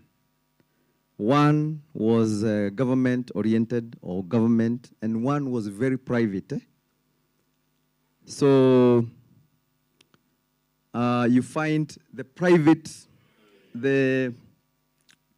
sector, the residents pay a lot, but they stay well. Then you go to another one, you find maybe something, warranty. And then you find that it's government. There is something, isn't it? So there is that. Increasing middle income class in Kenya. So we'll be able to have middle income, increase people who are earning and such. Awareness by the working class that they have no time to care of their elderly. So people should realize that you cannot work in the US and you care for someone in Kenya. It is impossible. intervene on breakdown of the African extended family structures mechanism that used to support the elderly. So we are going to make sure that it's very firm that people are aware that they still need to take care of their own as a family. And if the family structure is not working, then you can seek for extra help to care for your loved one. There will be government initiative programs to support the elderly. So you find through these, like Lucy was saying, he was talking about 2,000 bob. So the government will listen. And then maybe tomorrow they will say, oh, we have doubled that or tripled it. So it's an opportunity to push people to do the right thing. Consideration of insurance packages. So we were talking with insurance companies the other day, and I asked them, why can't you start insuring the elder person? So it's an opportunity. If they do so, they might get something out of it, which is, and they will be able to give the elder person security. Elderly long-term care savings and registration, data and information. So we are going to lobby for data and information, like Lucy was talking about the lack of data and information. So we are going to push for that too. It's an opportunity. Intervention. SJ Health Aging Initiative desires to showcase that taking care of the elderly is viable. So we are going to show people that running a care facility is possible. Running a home care program is possible. SJHAI, SJ Health Aging Initiative extends to champion change in stereotype thinking that professional and quality elderly care is a taboo in Kenya. SJ Health Aging to pioneer an elderly care home as a demonstration center for replication countrywide. So already we are doing that in a way, 10 years. So if anybody wants to maybe start a care facility, we are the best people to see. We are going to help you. SJ to be involved in influencing government to develop policy and recognize elderly care as a major human right concern. So we are going to push for that, to intervene with other like-minded people and organizations to push the government to do the right thing. Build capacity and expertise of taking care of the elderly. Like we need proper legislation. We are pushing for that, whereby it will help us build capacity and expertise of taking care of the elderly. I think we are nearly done. Yes, way forward. What are we going to do? So we are going to seek for partnership to meet the high demand, expand and manage growth. So we are going to seek for partnerships. Anybody, organizations, membership through what, we are going to seek for partnership and also to be able to manage the growth. Partnerships that will bring technical advice and build capacity, offer affordable elderly health care. Seeking funding for initial setup and capital expansion for institutionalized care. Exposure visits and conferences to learn and increase knowledge of the new elderly care trends. Like today we have learned so many things about care. So we are going to expose ourselves in that level. Yes, thank you very much.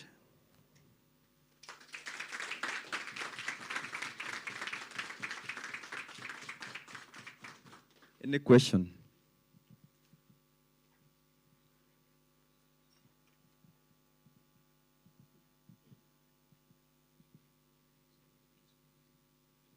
So that's long-term care. And what we need to do, I think it is very, very clear. We are lagging behind as a country. We are going to have triple population by 2050 of aged people. So this is a high time. If you have the feeling that you should invest either in time, either in anything, it's about time you started. Otherwise, we will all regret. So, any question? Yes, madam? Yes?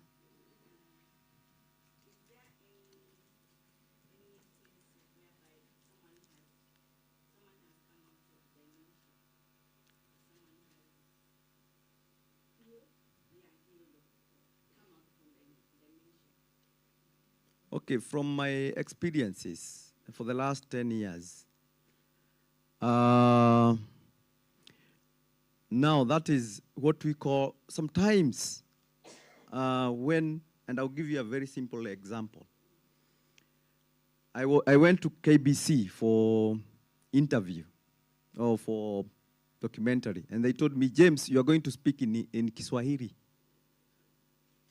I was like, Kiswahili?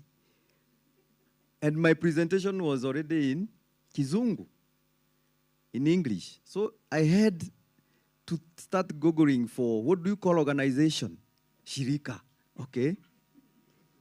So I was like, so sometimes dementia or those forms of dementia, Alzheimer's, which is most common,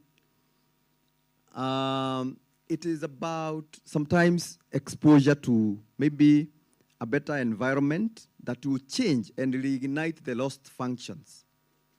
So that time, I had to start thinking Kiswahili. But not because I never went to school and studied Kiswahili, but I don't speak Kiswahili most often. Most of the time, I don't. So it had disappeared in my brain. So it's the same thing that like when people come to the care facility, because of loneliness, somebody who was not talking, 2 years later, you find they are making sensible sentences. Somebody who came quiet, somebody who came without walking. After 6 months, they are walking by themselves without support. So that is really the healing. But healing is not like when you have particular disease and then we give you paracetamol or pain and then the pain goes. It's not like that. It's about, because it's something you are living with it. It's about having dignity. It's about having a right environment for you to thrive. But when you're left in your house alone, you lose so many functions. Even us, if you are locked somewhere, that's the best punishment by the government, imprisonment. They move you, they don't beat you. Because once you go and you isolate yourself somewhere, you tend to lose so many things. Are we together? So that's the healing process. It is a process, and I've seen it happen. People come there, and that's why most families are very supportive. Otherwise, they would not keep anyone there for fun. It's because they can see the improvement. Somebody who was not stepping very well is now stepping very well. Daktari?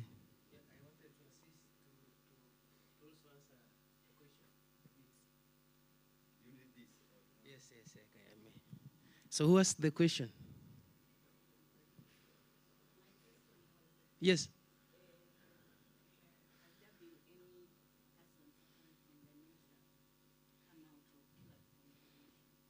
You know, what James has been explaining is the improved outcomes of the symptoms that the patient previously had.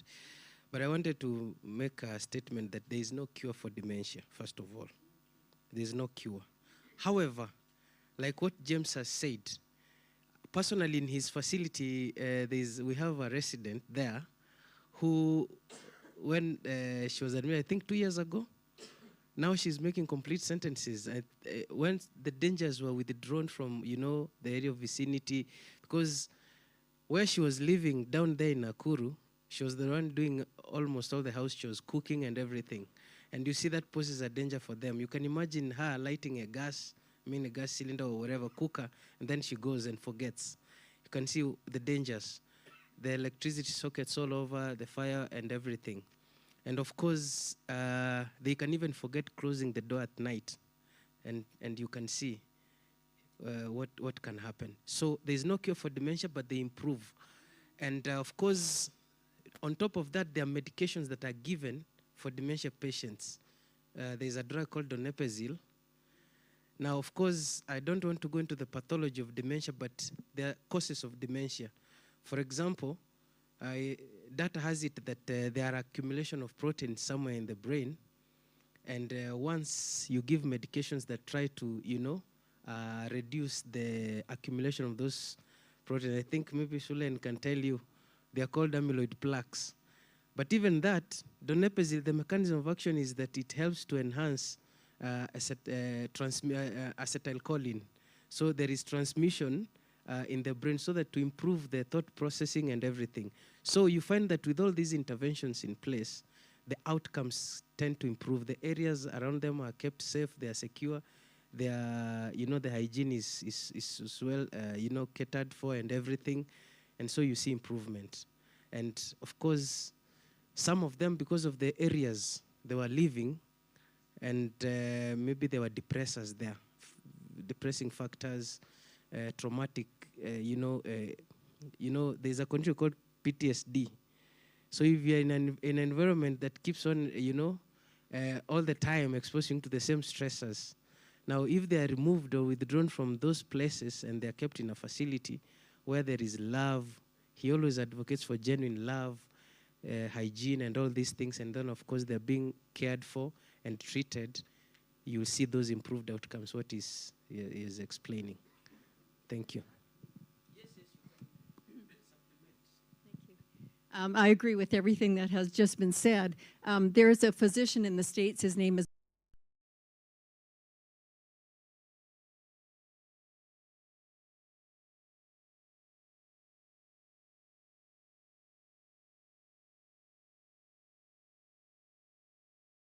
of some of the lifestyle factors, or he says, it's like there's a roof and there are 39 holes in the roof. And so there are 39 different things he looks for. And just a perfect example, one is heavy metals.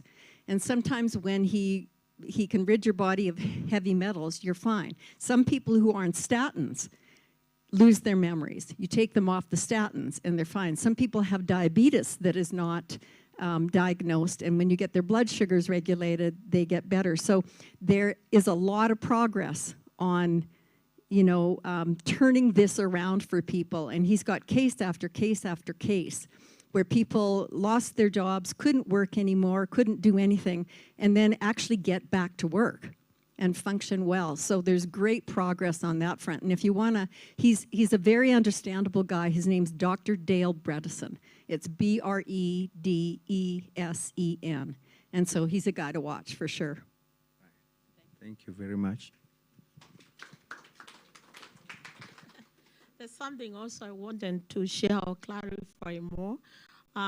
When you're talking about loneliness and isolation, those are bigger triggers of that. And there's a big difference between being lonely and being alone. You can be in a room, you can even be in a home, there are people around you, but you're still lonely. And the only person you can identify there is people around you. Because you just be living with your family, but you're just in your own world. And those are big triggers. I'll give you a big example we had recently in Thika. There's a mama who died in Thika. Do you remember the case? She died for 9 months in the house by herself, and it's only the bones of her cats and dogs and herself that were found there. to what I suspect what could have happened when she developed the dementia. People thought she is a bad woman when she tells the children, maybe I don't want to see you, or I don't want anyone around me. And now you take it, you say, you know what, my mom these days, she's very bad, she's abusing, insulting everyone. Then you do neglect them. So that woman was like, she was neglected. And then the children were thinking like, you know, what she needs, because she wasn't like really old. She had a beautiful home. She was a former very serious businesswoman. And she had her own property and money. And that's why I insisted it's not about money. It's about care. And genuine care, like he is saying. Because those children who always thought they were giving care by having a standing order or sending their mom money every month on the son, who is a pilot. He said, I send my mom money standing order of 20,000 Kenya shilling every month in her phone. And this is mama who is already out, no one dictates. So it's very good. It's it's good practice, at least to monitor the people that you love around you so that you can notice these early symptoms before you start judging them. Huyu ni mwenda wazimu, huyu ni crazy, huyu mzee hakukua hivi mbeleni, siku hizi anatutukana. Sorry, I'm just talking about, yes. I want them to get it. So, yeah, that's very, very important. Even home, even your husband, you start saying, oh, he's a bad man these days. He doesn't talk, he insults everyone. He comes home drunk. You don't even know why he's drinking. You know, if you see something that has not been happening, anything new, pay attention. Thank you. Thank you very much. Any other comment, suggestion?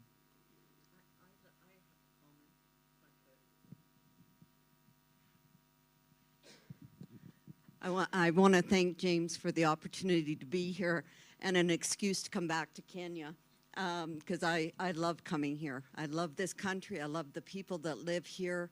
I love this room today has just filled me with so much hope about Kenya. And you know, coming from Canada, people look at us and think that we have this panacea of a wonderful life and that we have all this money and there's nothing wrong in Canada. I can tell you right now, our healthcare system is not good. It's riddled with failures. And Sue Ellen and me for 20 years, she for more than 30, have been trying to change the attitudes in Canada because things are not like what you believe they are.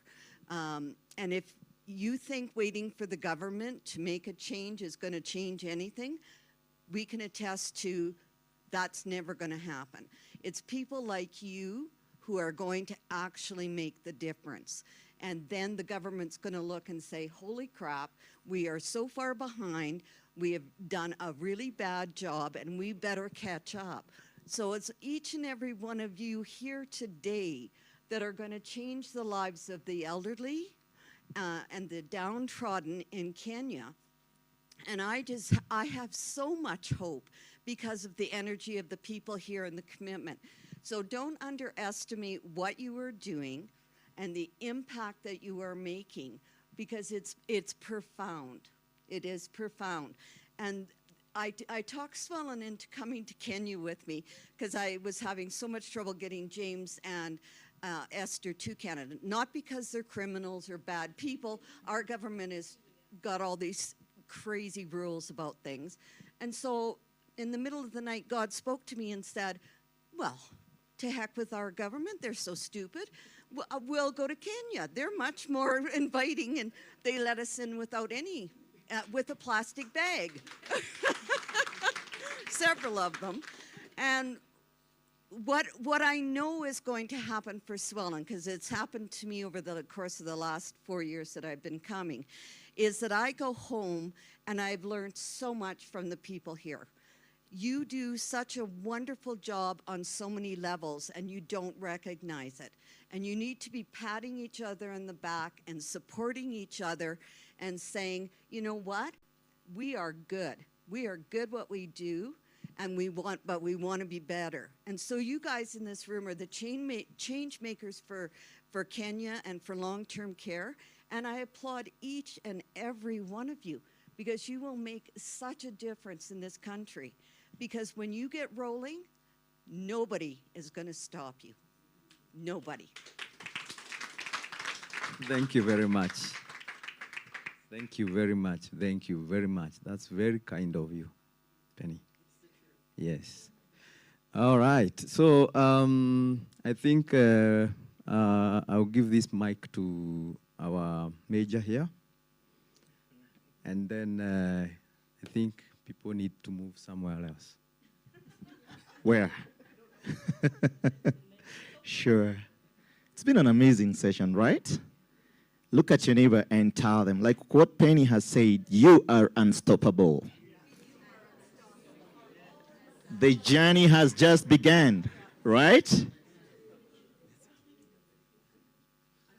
Okay. I don't want to take much of the time. Thank you so much. Thank you. I want to congratulate everybody who came to support James. Asanteni sana, sana, sana. May God bless you. Thank you, Penny and Sulen, for gracing this event and traveling all the way from Canada. We can just say that's love, pure love. Yeah. May God bless you. And when you travel back, say hi to the good people of Canada.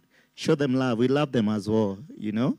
And to the parents of Sir James, mom and dad, God bless you for gracing this event and for coming with your blessings, you know. So here's to the next 10, right? And it's going to be an amazing, amazing ride. It's been great. After this, we're going to head to have something. That is dinner. So don't rush out. You want to grab something, you know. And tomorrow, DJ Romis and I, Romis, stand please. You didn't even say hi to these good people. As usual, we'll be having our country music show on TV 47. We are riding with a purpose. This is the month of mental health awareness.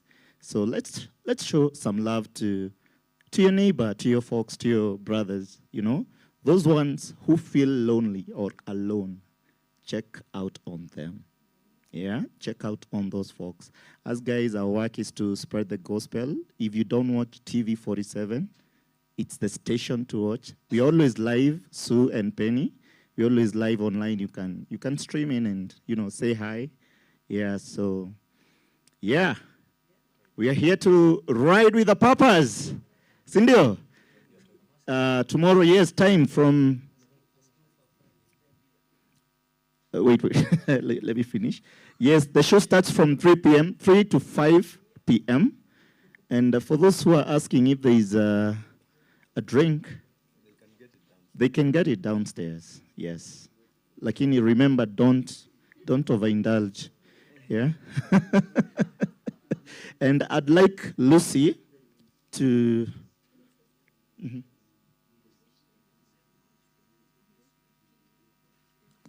Oh, yeah, okay. Okay, for the ladies who are here and the men who are here, have ladies at home, sisters and daughters, those who are mothers, tomorrow is Mother's Day. So before we depart, I want to wish you happy Mother's Day. And from 9 o'clock, I'll be in TV 47 presenting a program on Happy Mother's Day. Yes. Thank you. Happy Mother's Day to Lucy, yeah. And we'll watch tonight, TV 47. Yes. And to the new mothers, to the aspiring mothers, yeah. To all the mothers, happy Mother's Day. And James, you want to say something? Well, it's good to recognize people who came here in different cadres. We have family. I have my dad, my mom, my brothers, my wife, sweet wife. Then we have We have guests from Canada. We have Sukun, which has been very supportive to the elders. It's a huge, huge organization. They are doing a great job. So I do recognize all of you as people or ambassadors of elderly care.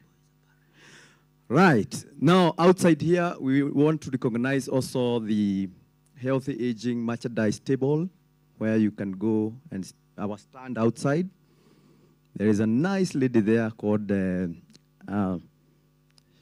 Natalia or somebody. Nelias. Nelias, who is keeping us busy there. You can go and catch something there. You can buy our merchandise, support the program.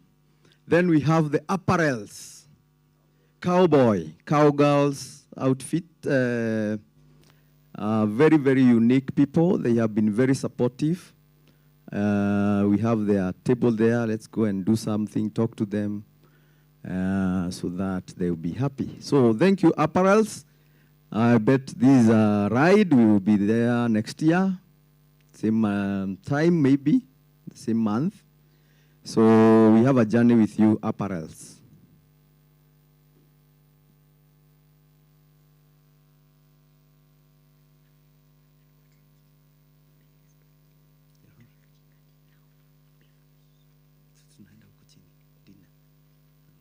So, let's go for dinner. My major. Because there are people who want to go somewhere. And then, today is Penny's birthday. So, we have a nice cake for you. And I think the best place to do that is downstairs, where we'll have our dinner. So then we can do a little bit of munching and what do we call them? And merrymaking. Thank you, Penny, for everything. You are invited for that party. And also we have an anniversary cake. So there is a lot of things to do. It's on a weekend. I have forgotten the day. And it's 5 o'clock somewhere. So, folks, we've come to the end of our event, our conference, and we'd like to say a word of prayer. And any mother in the house who can pray for us. Oh, amazing, Mom. Mama, tuambie na Kikuyu.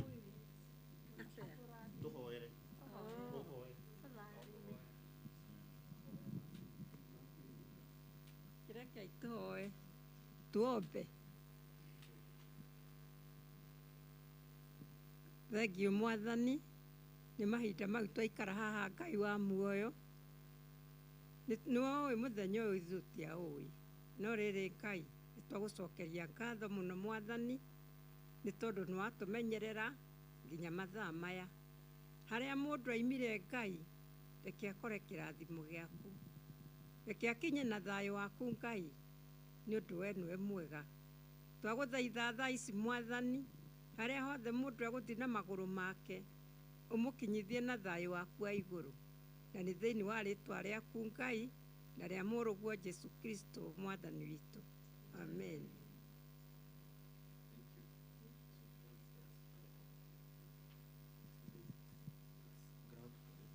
Yes, we shall have a dinner at the ground floor.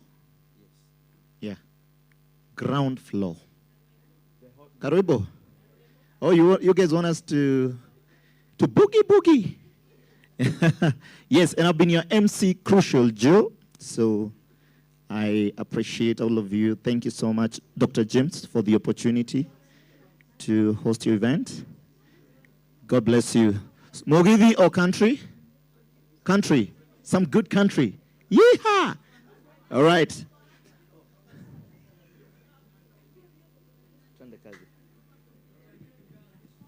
Sawa basi tuamke tu dance kidogo tukienda. Okay. Acha iko wapi hiyo?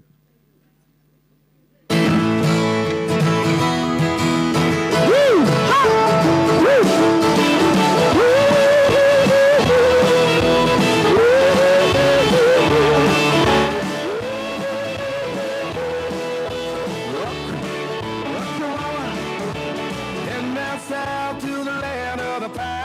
thumbing my way into North Carolina, staring up the road and pray to God I see headlights.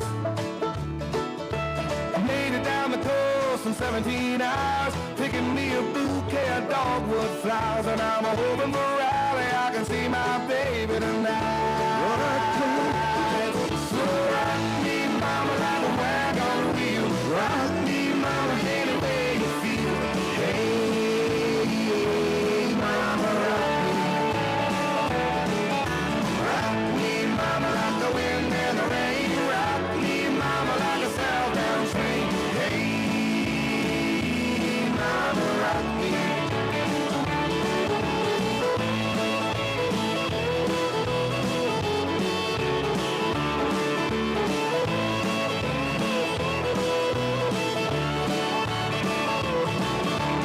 Running from the cold up in New England, I was born to be a fiddler in an old-time string band. My baby plays the guitar, thank you. I pick a banjo now. North country rivers keep on getting me down. Lost my money playing poker, so I had to leave town. But I ain't turning back to living that old life no more.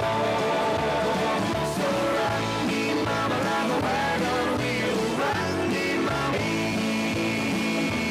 Mama, rock me. Yeah, rock me, mama, like the wind and the rain. Rock me, mama, like a southbound train. Hey, mama, rock me.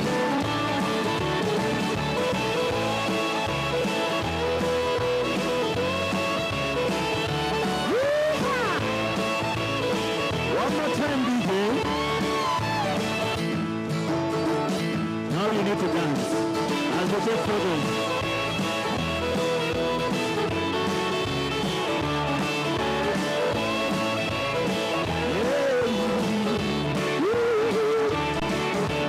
And down south to the land of the pines, I'm thumbing my way into North Carolina, staring up the road and pray to God I see headlights. I made it down the coast in 17 hours, picking me a bouquet of dogwood flowers, and I'm hoping for Raleigh I can see my baby tonight. So rock me, mama, like a wagon wheel. Rock me, mama, any way you feel. Hey, mama, rock me. Rock me, mama, like the wind and the rain. Rock me, mama, like a southbound train. Hey, mama, rock me. Woo-ha!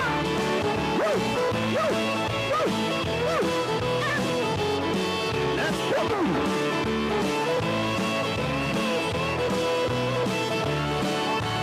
Running media in the house. Running from the cold up in New England, I was born to be a fiddler in an old-time string band. My baby plays the guitar, I pick a banjo now.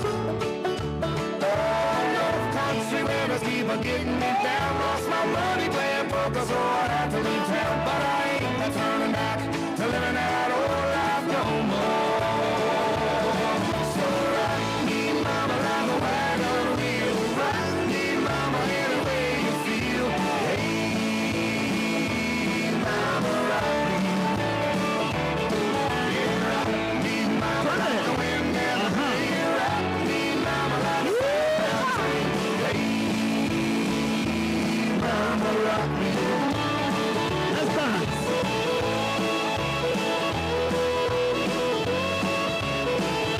To the left.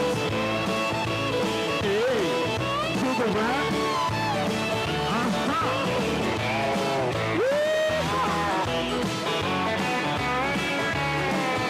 Let's boogie.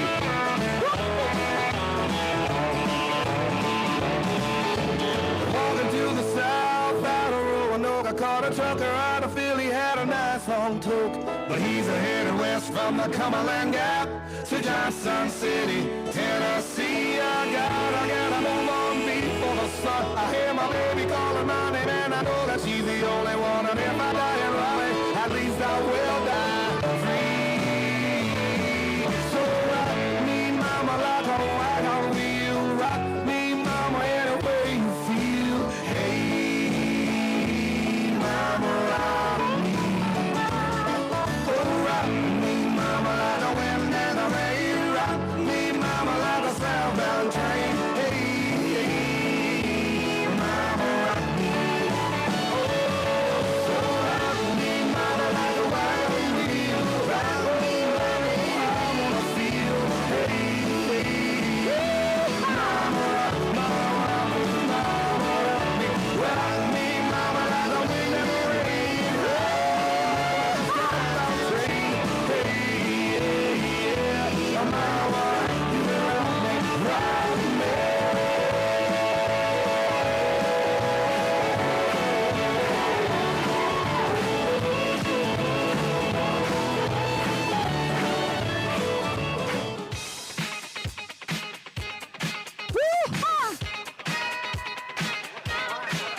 Are you ready for some dance?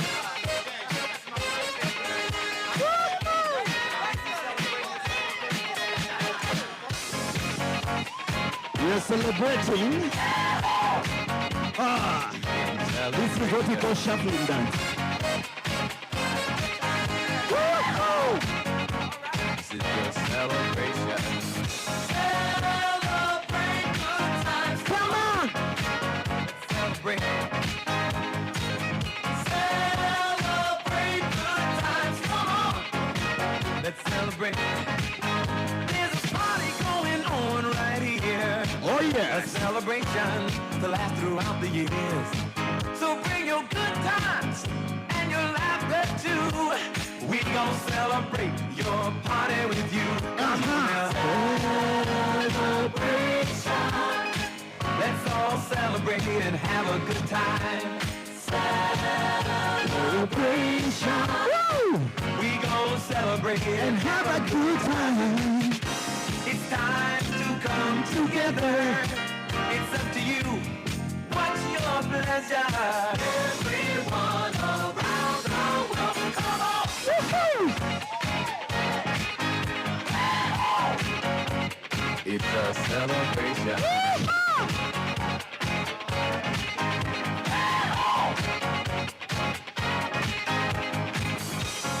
Celebrate good times, come on! It's a celebration. Celebrate good times, come on! Let's celebrate. There's a party going on right here.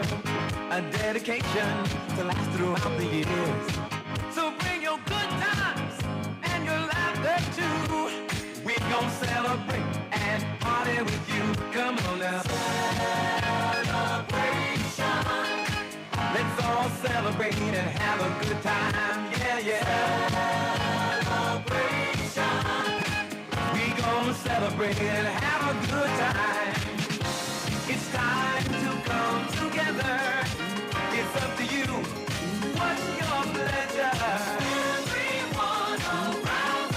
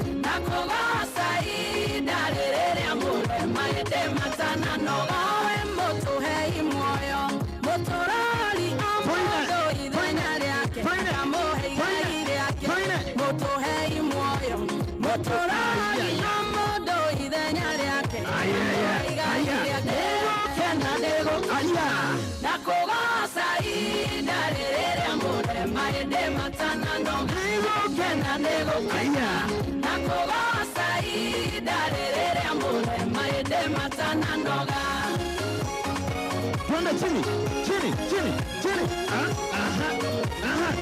Ogo, ogo, ogo. Oguoria kagoti. Oguoria kagoti kau. Oguo.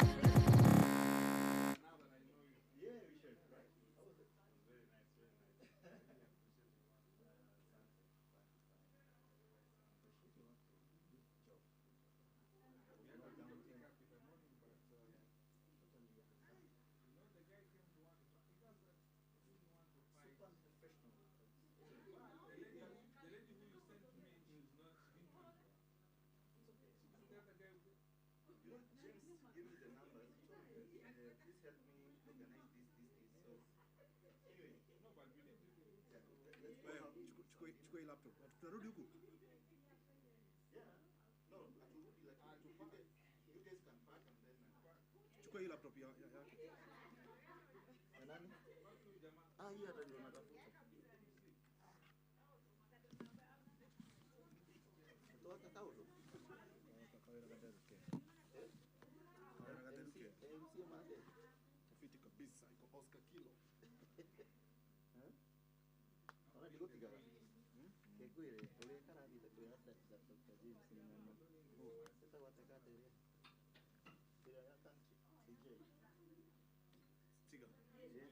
Ipe hiyo kitu. Jirani James wewe. Hiyo unajua iko nyuma sana hiyo. Oh, iko na live hapa mahali. Wapi na fili? Oi.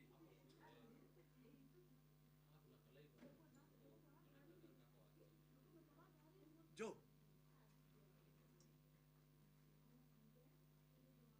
It was a beautiful job.